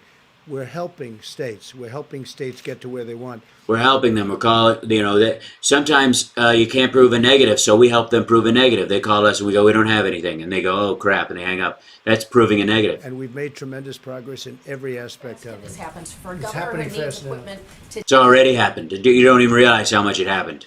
Well, it's happening fast right now, and the governors are Fast, so trying to fast. get, and if they are competing with us, we immediately drop out. Please. Mr. President, forgive me if I heard you wrong at the beginning, but you said something, we are going to be going over to the Hill. Are you going yourself to? My people are, and I'll be staying here. I'll be in the Oval Office and various other places in the White House. And on that In a hyperbolic chamber like Michael Jackson had. And matter, you're asking Congress to essentially pass a series of legislation that's going to amount to about $2 trillion, 10% of the GDP. What do you say to members in both parties who say this is too expensive, this is just too much to debate and get done in 48 hours or so? And also, have you spoken directly with Speaker Pelosi at all about any of this? Okay, so I've spoken with, I'm not going to say who I speak with, but I've spoken no, he hasn't. with directly or indirectly. I talk to my people who talk to her people because I'm not talking to her, that nasty woman. Everybody, many, many times. I've talked to them many, many, many times. I talk to people more than I talk to myself. We're doing very well. I think the Democrats. It's great. Everyone's doing a fantastic job. I give myself a 10, again, a second 10. I'm at 20 now. I go to 11. Republicans are going to come up with a package. It's going to be something Mike Pence is going to want to stare at. really something very special. It's going Very special. They're going to be so excited by this. It's so exciting. to help people. This is the first time there's ever been a case where you want people not to work. It's always, you want to Yeah, we know, dude. create incentive to work. We're creating not an incentive not to work, but the fact is we're asking people not to work because Did you see what I said? Not to work. they have to stay away from each other. If we're going to kill this I'm passing a bill called Right to Try Not to Work. horrible hidden enemy, we have to stay away. So there's never been a thing like this in the history of the world. And Except maybe the Black Plague and the Spanish flu. And other nations are doing similar things, some effectively. it's not my fault. Some not effectively. They're doing similar things. We are creating a package that's going to keep companies together, keep workers paid so they can live and sustain. We'll see what the timing is. The biggest thing we can do is get rid of the problem. The problem is exactly what we know, the medical problem. We want to have this whole incredible situation that it can start right away. Not that all these companies break up, all the workers are out of jobs, you can't put them back together, and it would take years to put them back together. Humpty Dumpty ain't got shit on the coronavirus. Greatest economy in the history of the world until we got hit by this problem. And it'll be over very quickly. We can be back very, very quickly. And it's Right. our intention to be That's what we're going to do. We want to be quick. You don't think I want to keep this dragging out? back very, very quickly. So we're doing a package, the likes of which nobody's ever done before. No one's ever done anything in response to something that's never happened. I'm obviously the one that has to approve the different things and the recommendations of the different things. And I have to sign the things, and then I'll sign whatever. like buybacks as an example, and stock buybacks. I didn't like it the first time, and this time I'm saying, you're not doing it. I don't want money to be used for that. I want money to be used for workers and for opening businesses, keeping businesses, not buybacks. And I'll still sign a bill that doesn't have anything about that in it, but I'll raise my tone. well, I am strongly recommending a buyback exclusion. You cannot buy back your stock. You can't Because the Democrats are already putting it in there, and the Republicans are the ones trying to broom it out. take $1 billion of the money and just buy back your stock and increase the value, please. But I'm supported, but I don't know. Subject of masks, the vice president announced HHS was ordering hundreds of millions of them. Was that order just placed today? How is that going to be distributed, and when can doctors Mike has a time machine. and nurses expect to actually receive those masks? Yeah, HHS We have ordered a bunch of cute nurse outfits from Hot Topic. is completing The president, I've been modeling nursing outfits for the president all day. $500 million order of N95 masks, and all of this is being coordinated through FEMA, and we are responding specifically to state requests where the needs arrive. As Dr. Fauci said, we want to make sure the people that are providing healthcare services to people who may have contracted coronavirus have the We don't know because we can't test, but whatever. protection to keep themselves and their families healthy. But I want to emphasize the supply of so-called N95 masks has been vastly increased in the country because the president insisted that we extend. Hold on a second. Every time you say supplies, I think of a Chinese joke. Give me a second? After you're done. Liability protection to industrial masks. What all the experts told us early on was that industrial masks that are used on construction sites, the president's very familiar with. Well, I've been telling this story for a week and a half, and are perfectly appropriate to protect healthcare workers from respiratory illness. Ooh. By the way, I'm just going to keep gesturing like I have breasts until it happens. But they didn't have the liability protection because they weren't created for hospitals. We worked with leaders in both parties. Yeah, can Fauci go get some rest? We added that protection that runs through 2024, that now the industrial N95 masks Oh, God, we know. purchased by hospitals, purchased by We states, know. We've been saying the same shit for days, and this stuff has not shown up yet. purchased by HHS. People are sewing masks because they don't have them. Construction companies are not dropping these off by the box load. And if they are, you need it on film. And distributed through our system. So we're making those available. The supply has been, as I said, vastly increased, and it's Murph, there's quit it. another step forward in a bipartisan accomplishment, and we're continuing to use all the. Hold on, cat break. 1 second. Hold on. Murph. Oh, he snuck out. Hi, Maddie. Hold on.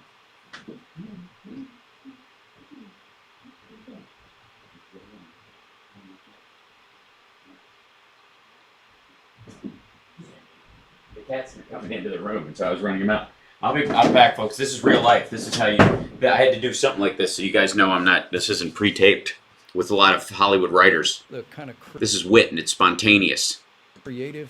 By the way, I will stand what my jokes in amongst all this stuff up against any of the late night shows with 15 writers. I'm just saying. Means of American. You're welcome. It's free.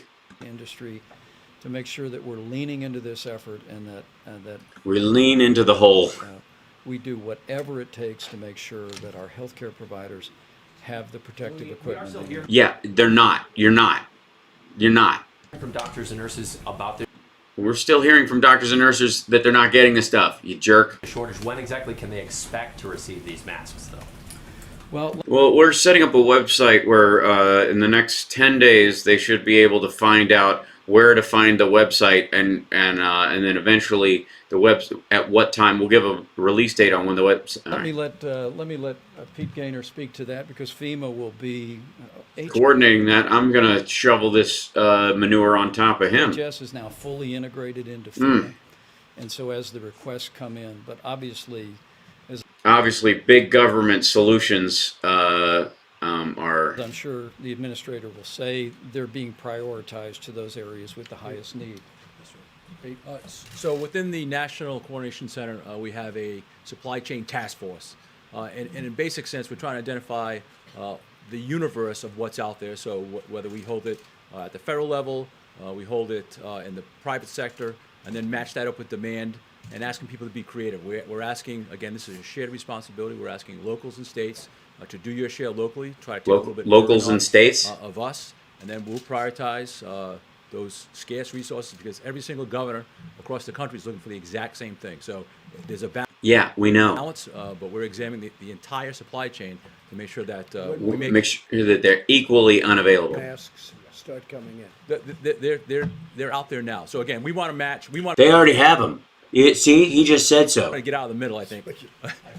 That's what I like to know. So we're trying to match suppliers with demand. So that's what we're trying. Yeah, this guy, he's got to figure it out. Supply, demand, other economic words. Doing right now, it's happening.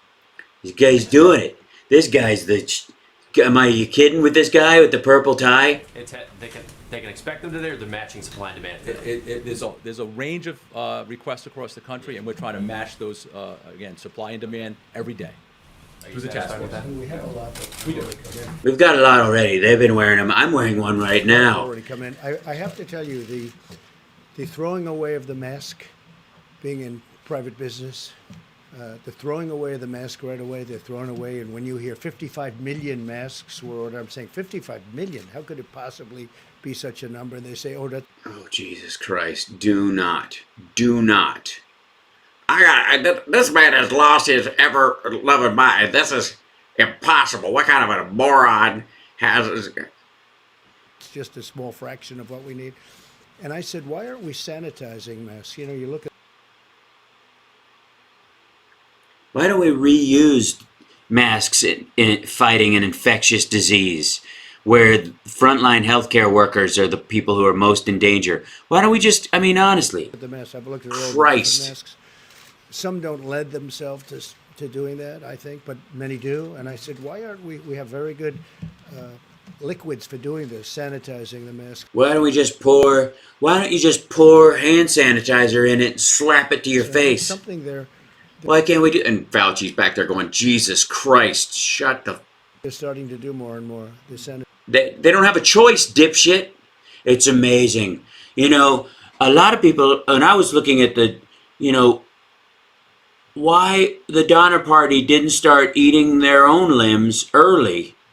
There's a lot of people that were, quite frankly, in the Donner Party. If they'd have started eating them sooner, they'd have had more fat on the bone.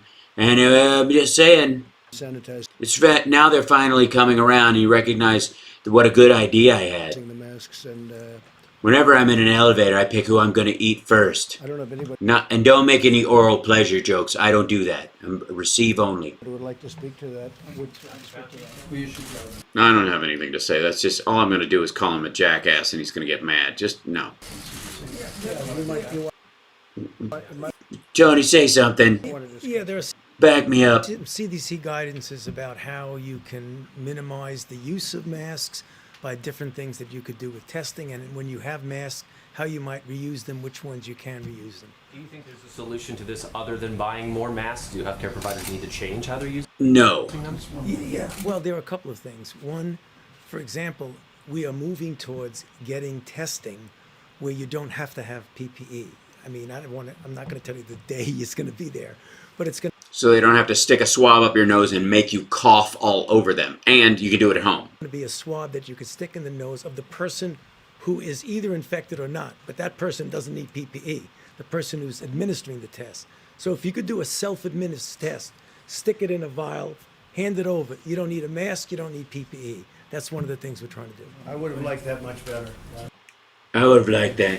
Personally, yeah, go ahead. May I? And one other, this is another story. I would have rather stuck it up my nose myself. Story about great American industry. I mean, This is wonderful. I don't know if you've known this, but Hooters is now drive-through, and they will press them up against the glass as you're going by. It's not my thing, but it's, God bless America. The President and I literally heard directly from Apple that they're donating 2 million industrial masks to this effort. Apple. I mean, honestly, I don't even realize why they would do that. I didn't even know that you wore gloves and masks while working with electronics. Around the country and working with our Yeah, they did that. They said yesterday they're going to do that. administration to Tax write-off. distribute those. And it might be a good opportunity for us to renew our call as the President and I delivered this message to businesses yesterday, To manufacturers, give all their N95 masks, which was my idea 2 weeks ago. small businesses. Christ. It's a great time to go to your storeroom, and if you have N95 masks, if you've got 100 of them, if you've got 10,000 of them, is to load them up, drive them over to your local hospital. That story is literally happening all. Make sure you go in one of the areas where the infectious disease part is, so you can take some of that back to your family. Maybe wear one of them and wear some of the gloves when you drop the stuff off. All over the country. And now with more Americans stepping away from elective surgery, including elective dental care. There's all these dentists. We're urging dentists around America to look at their Cuomo and Newsom were doing that a week and a half ago. supplies of N95. We're coming up with some great ideas here. The president himself has thought up a bunch of stuff that he just heard. Masks and make those available to our hospitals. But the great news is, as the president said, The president said there's a tremendous esprit de corps, joie de vivre, fier del fuego, about the whole thing. the American people are all doing this now. So Without us. allow me to. It's basically, we're at the part in the Titanic where people aren't, realize that the lifeboats are full of rich people, so they're just jumping and trying to swim on a door. Say on behalf of the president, It's the ingenuity of the people on the Titanic. thank you for what you all are doing today, but we want to encourage people in business, encourage people in dentistry in particular. Look at those supplies of N95 masks. Pack up as many as you can spare. Drop them off at your local hospital. Be a great service to the country. Great, yeah. Even though we have plenty of stuff and we're overrun with stuff, we've already taken care of it, and we don't have to nationalize any of the industrial capacity to make any more of this because we have too much. But if you have any at all, please scour your storeroom and send it over, no matter how old it is. Mr. President, I just want to read you Yeah, okay, nasty question. some of the doctors on the front lines of this crisis are saying. Dr. You mean the ones that are saying good things or bad things? These are doctors who are talking Jesus Christ, man. The ones that are saying the truth. about the shortage of medical supplies that they are. Oh, so the bad things. You want to read the bad. Dr. Faiza Bucks in Kentucky says there's absolutely no way to protect myself. That's not real. Faiza Bucks, that's not a real name. Nobody in Kentucky doesn't like me. That's Mitch. Get Mitch on the phone. yank that guy's license. A surgeon in Fresno, California says, we are at war with no ammo. Dr. Mel in Illinois says, if this is the wartime situation, then now is the time to act. I know you're talking now about increasing production at so many of these facilities to get the masks out, but given that this is one of the wealthiest, most powerful countries in the world, should this Well, we were until the stupid thing happened, China virus. even be happening? Shouldn't this have been resolved weeks Well, ago? I'll tell you the way I look at it. So, Please do. Let's hear it. Everybody, hey everybody, if you've left the room for a minute, gather around. He's gonna tell you how he looks at it. You know what I mean? Just, everybody, just get a cookie, gather around the fire. Grandpa Orange is gonna tell us. many administrations preceded me. For the most part, they did very little. They didn't, the last one put in an Office of Pandemic Response, which I gutted. In terms of what you're talking about, this is unprecedented. You could speak to Tony. You could speak to anyone. You've already said stuff was on its way and it's not on its way. He's not asking you about what the previous administrations did. He's asking you about stuff you said would already be here. Buddy, this is unprecedented, or just about unprecedented. Just sort of unprecedented. And I've been unprecedented a long time. Time goes by, we're seeing it's really at a level that Nobody could have ever seen before, except maybe if they were in a pandemic response team. Believe nobody would have thought possible Why not? that this could happen, and we are making much of this stuff now, and much of it's being delivered now. We've also gotten tremendous reviews from a lot of people that can't believe. Fabulous. 5 stars. It'll run for weeks. The reviews I'm getting, honest to God, you should see how my in the Amazon reviews of Art of the Deal, they're just adding stuff on. There should be a new chapter on pandemics. Believe how fast I'm going to make a deal with this virus. it's coming. When I hear they have an order of 55 million masks, and that's just one order. That's one order out of many, and that there are many millions of masks beyond that and I keep saying, how is it possible to use so much? But that's the way it is, and part of that is because. Yeah, we know. Thank you, Robert Reynolds. Appreciate that for becoming a Patreon. Because they'll use a mask for a short period of time, and What the hell is wrong with them? Do they have they expire or whatever? Just because they're getting disease spit all over them doesn't mean they can't turn it inside out like I do my underwear. they throw it. Fauci's like, dude, can you jump in? Can you? The fact is that Mr. President, may I? Can I? Doing don't keep talking. a tremendous amount. We started with very few masks. We had some, but nothing for an event like this. And now we're making tens of millions of masks and other things. And other things. And I think it's going to be great. I think what's happening is very exciting. it's unprecedented what we've done and what we're doing. And many doctors, and I've read many doctors, they can't believe the great job that we've done. Yes. They think we're terrific or whatever. I think these people are just trolling my Yelp reviews. Kelly, did you have? It's been nearly 3 months since your administration learned about this virus. Well, if you remember, I was the one that shut travel from Hubei province after they stopped letting people out of there. I was the one that closed the country down. I was the one that closed the. You can still fly in from Beijing. You can still fly in from Shanghai. You can still fly in through any other country. Don't write that, or you don't say it too much. Certainly on CNN. But I just read an article yesterday. That by closing the country down so early, very early, we saved tens of thousands and much more than that lives. So. You might want to report that too. Go ahead, Chris. I'd just like to address that for a moment. Again, I'm an ICU physician, ran health systems, and I first of all want to thank everyone who's on the front line in the emergency room and the ICUs and the hospitals. I speak to my colleagues daily. We need to preserve our PPE to the degree that we can. CDC guidelines. I know there's plenty. I'm doing the there's plenty already waddle, like you would. The stupid doctors don't know what they're talking about. And then it will drag out. Oh, Jesus, Fauci. Requested through the FEMA system. I don't know, Administrator Gaynor, whether you want to add to that. Just to reiterate.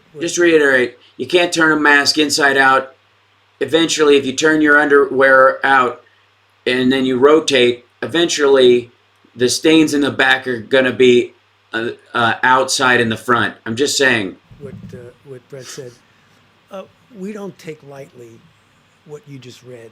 You know, I mean, I get the calls every night, the way you get emails. It's a serious issue. We don't want that to happen, but it is happening. You're not making things up. I know that because I'm.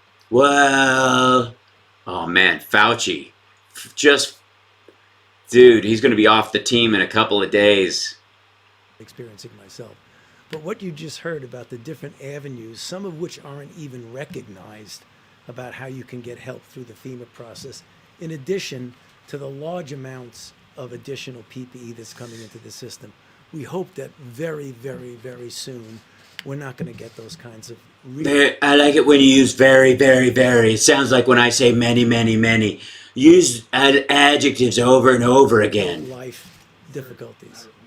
Yeah. There's a question about the timeline here, and even FEMA can't quite answer what the timeline is. Days, weeks. You know.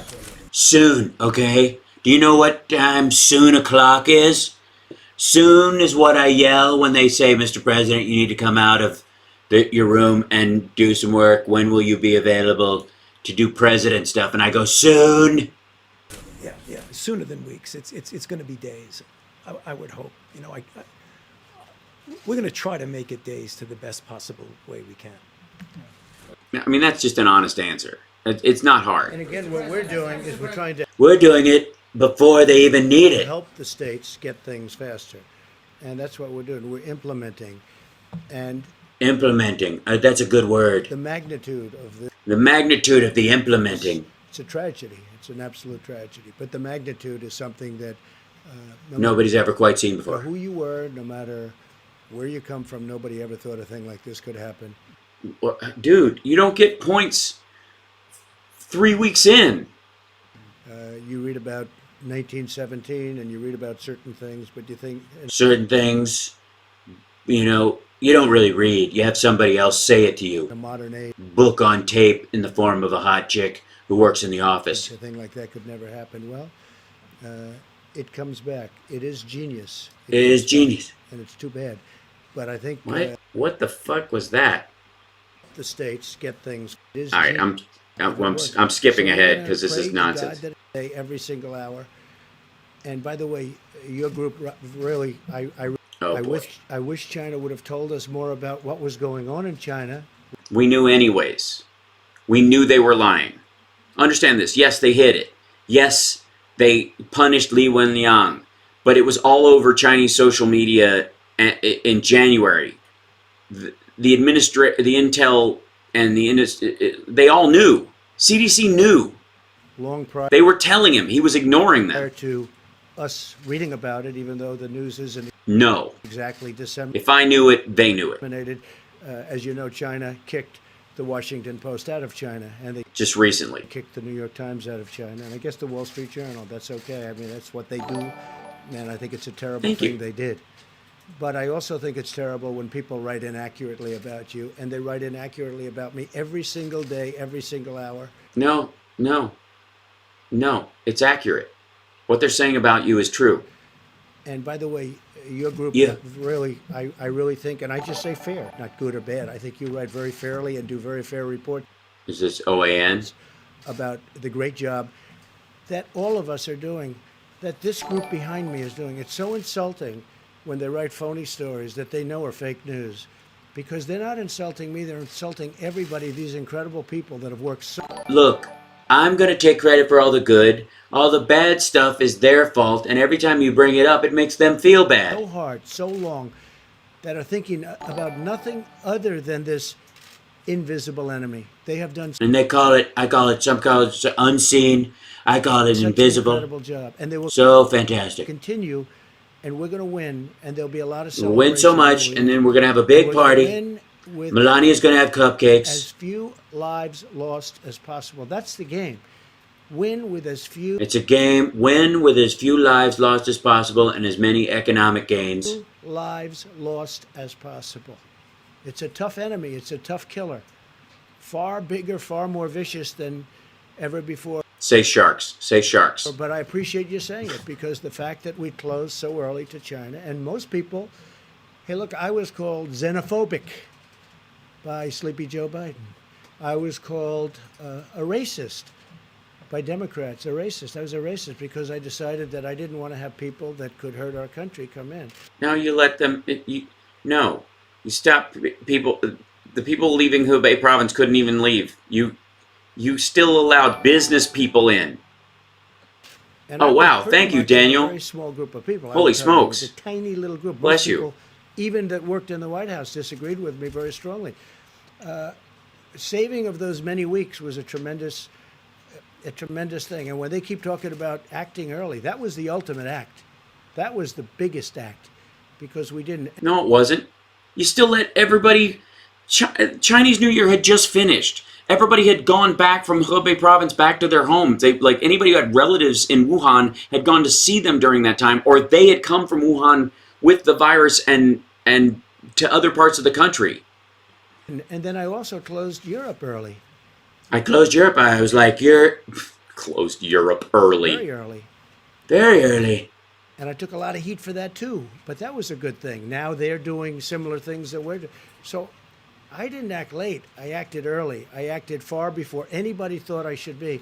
I took tremendous criticism from the various papers, from many of the papers. So I very much appreciate the question. It might have been more of a statement than a question, but whatever it may have been, I appreciate. He closed travel from Hebei after China had stopped letting people leave Hebei. Appreciate it very much.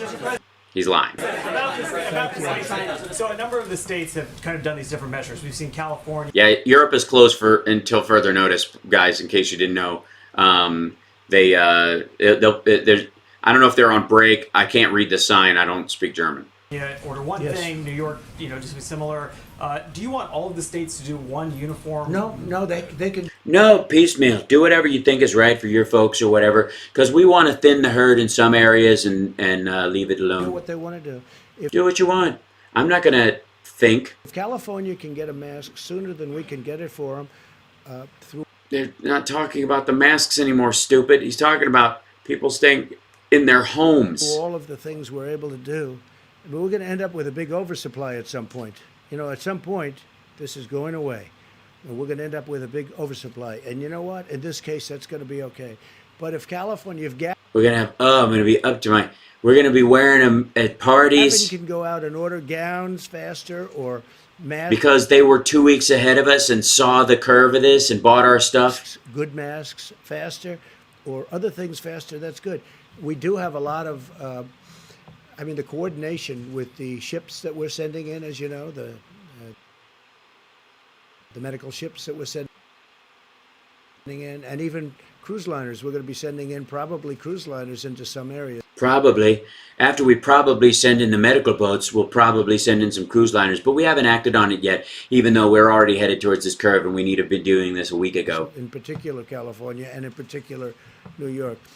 But if somebody can do something faster, if they can order that... They can order Adderall faster and we can grind it up. ...mask faster than us, I want them to be able to do it. About the rules, sir, so people can't leave their homes, that, certain businesses... That are Yeah, my actual question, sir, not the question you made up in your head. Coordinate very much with them, yes. You don't want all those to be the same. Well, it doesn't have to be at this moment, because we have places in the country where, states where they have 2 people or 3 people, and those people are in quarantine.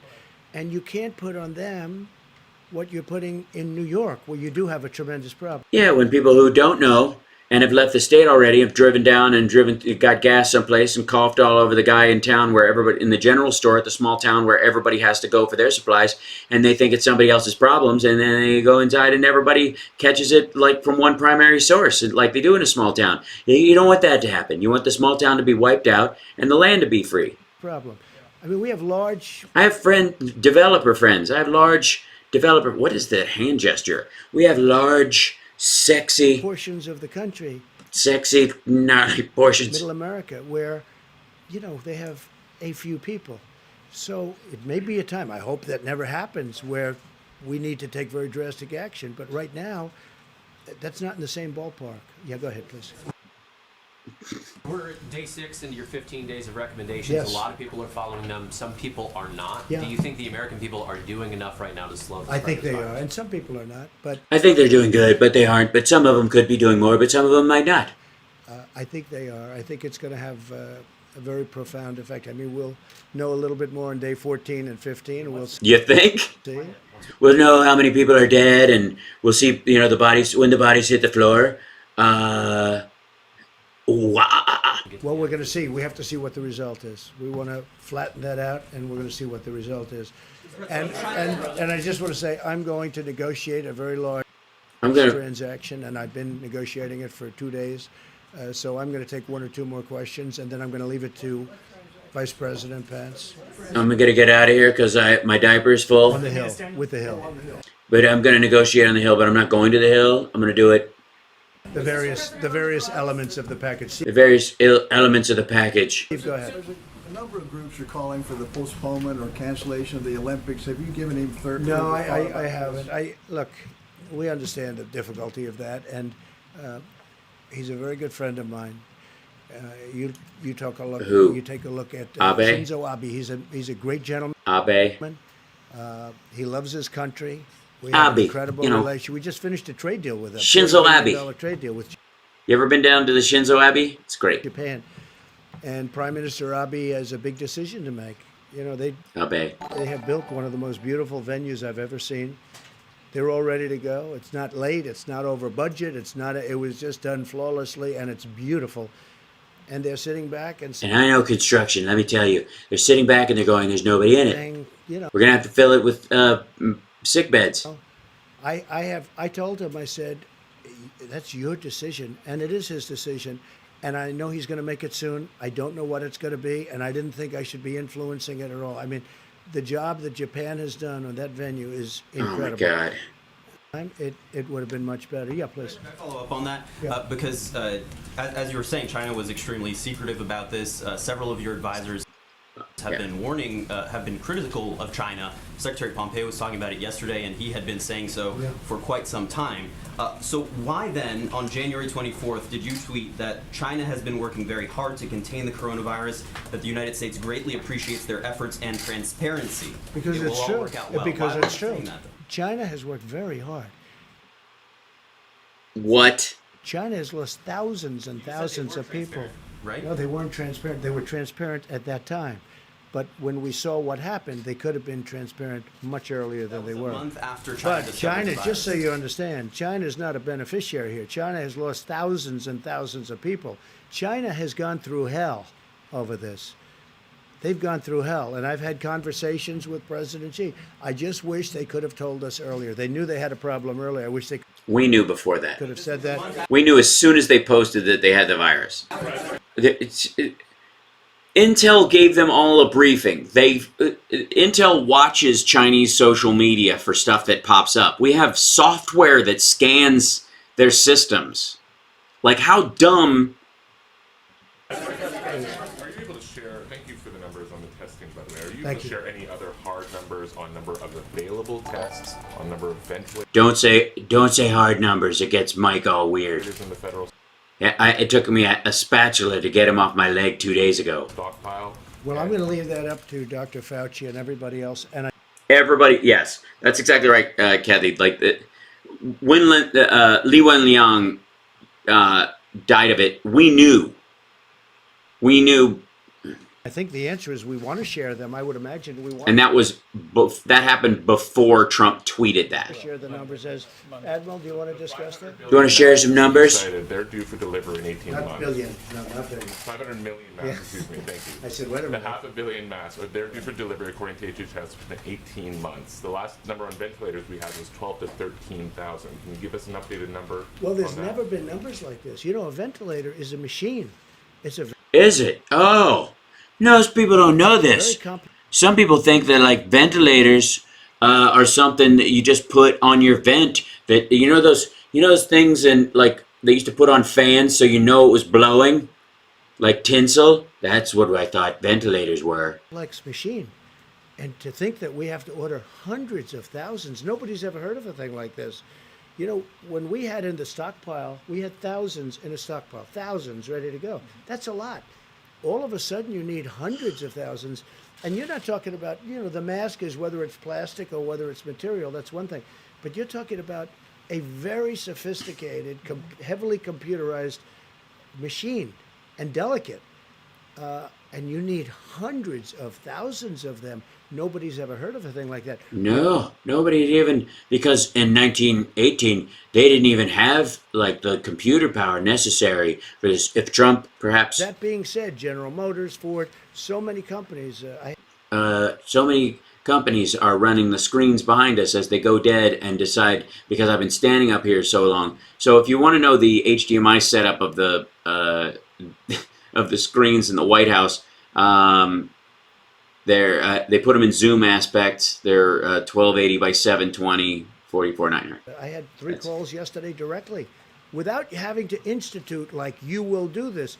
These companies are making them right now. They're doing it on their own. These numbers, it's pretty mind-boggling.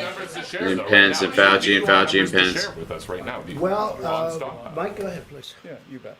Mike, go ahead. Well, we've spoken a lot about masks this morning, but the president's also given the task force a priority of assessing the availability and he leaves after this, I think, of ventilators. And on Monday, we will detail some very encouraging news for Americans.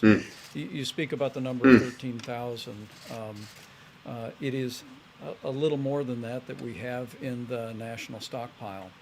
But it's important to remember that that doesn't include the more than 100,000 ventilators that are in healthcare facilities and hospitals around America today.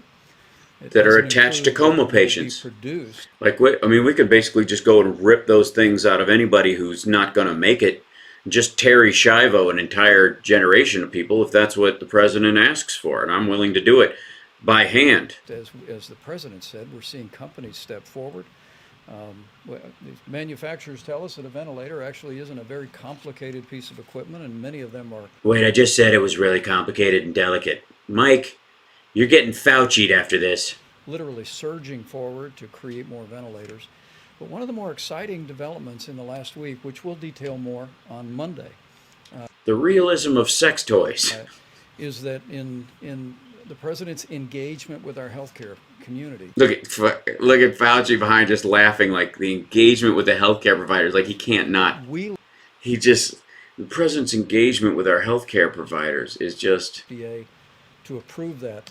But again, it's a great testament of the American people and our healthcare professionals that are stepping forward and bringing ideas forward that literally, as we'll document Monday, will increase the supply of ventilators. We're gonna increase the supply of ventilators, you guys. Don't worry about it. We're gonna increase it. All right, that's. Oh wait, it opened up another page. Sorry. What happened there? That was weird. What did you do? What did you do, you bastard? U.S. Embassy. Let them know about your circumstances and know that we're How to going get to home. continue to work very diligently to get. I'm trying to understand. He's going to lumber off. Hold on. Now to negotiate a great deal for our workers and our citizens. I'm going to go. I'll be back tomorrow. We're probably doing this tomorrow. And if I might, I'd like to ask Vice President Pence to take over. And thank you all very much. Thank you. Thank you, Mr. Thank you. President. Why not stop it? That's what I don't understand. Why not just knock it off? It's not helping. This is just garbage. It is impossible to like quantify the absurdity of them having these ridiculous briefings, how pathetically put together they are, the kind of rambly nature of everything that everybody says, how he just, this is just him punching back at any reports that he's screwing up, because he's seeing the news. He's seeing Fox News. He's seeing all the stations who are doing their best to try and cover for him and failing miserably. I'm gonna let you guys go, and I'll be back on a little bit later. We've been on for quite a stretch, and you guys need to go take a walk, get some sunshine, if that, whatever. Patricia said, Rachel Maddow said they need to stop covering him now. I agree. I don't think they need to. They don't need to post this online, air it live. I think what I'm doing with it is a much better use. And if they want to put the whole thing, this is from the whitehouse.gov website.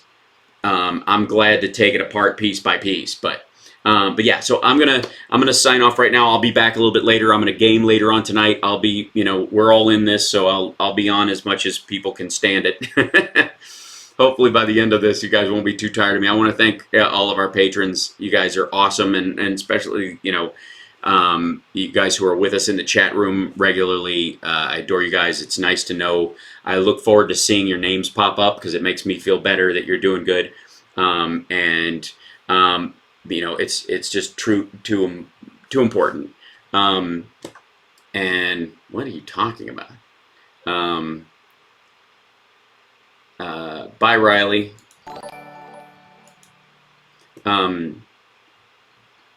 But yeah, thank you guys so much, and I will see you later on. I'm going to be the streaming of the of my gaming. I'm just going to leave to Twitch. I'm not going to broad stream it to everything. But I wanted to. I'm opening the rest of it up because everybody's on different sources. If you're watching on Periscope or on Facebook, do me a favor, go over to the YouTube page and subscribe, and click the little bell notification. That'll let you know when I'm on. And what I'll do is, if I'm starting to gear up, I'll tweet out that I'll be on in like 20 minutes. But you guys take care of yourselves and take care of somebody else, and I'll see you later on. And thanks for tuning into the radio show as well today. You guys were fantastic, and I'll see you in a little while.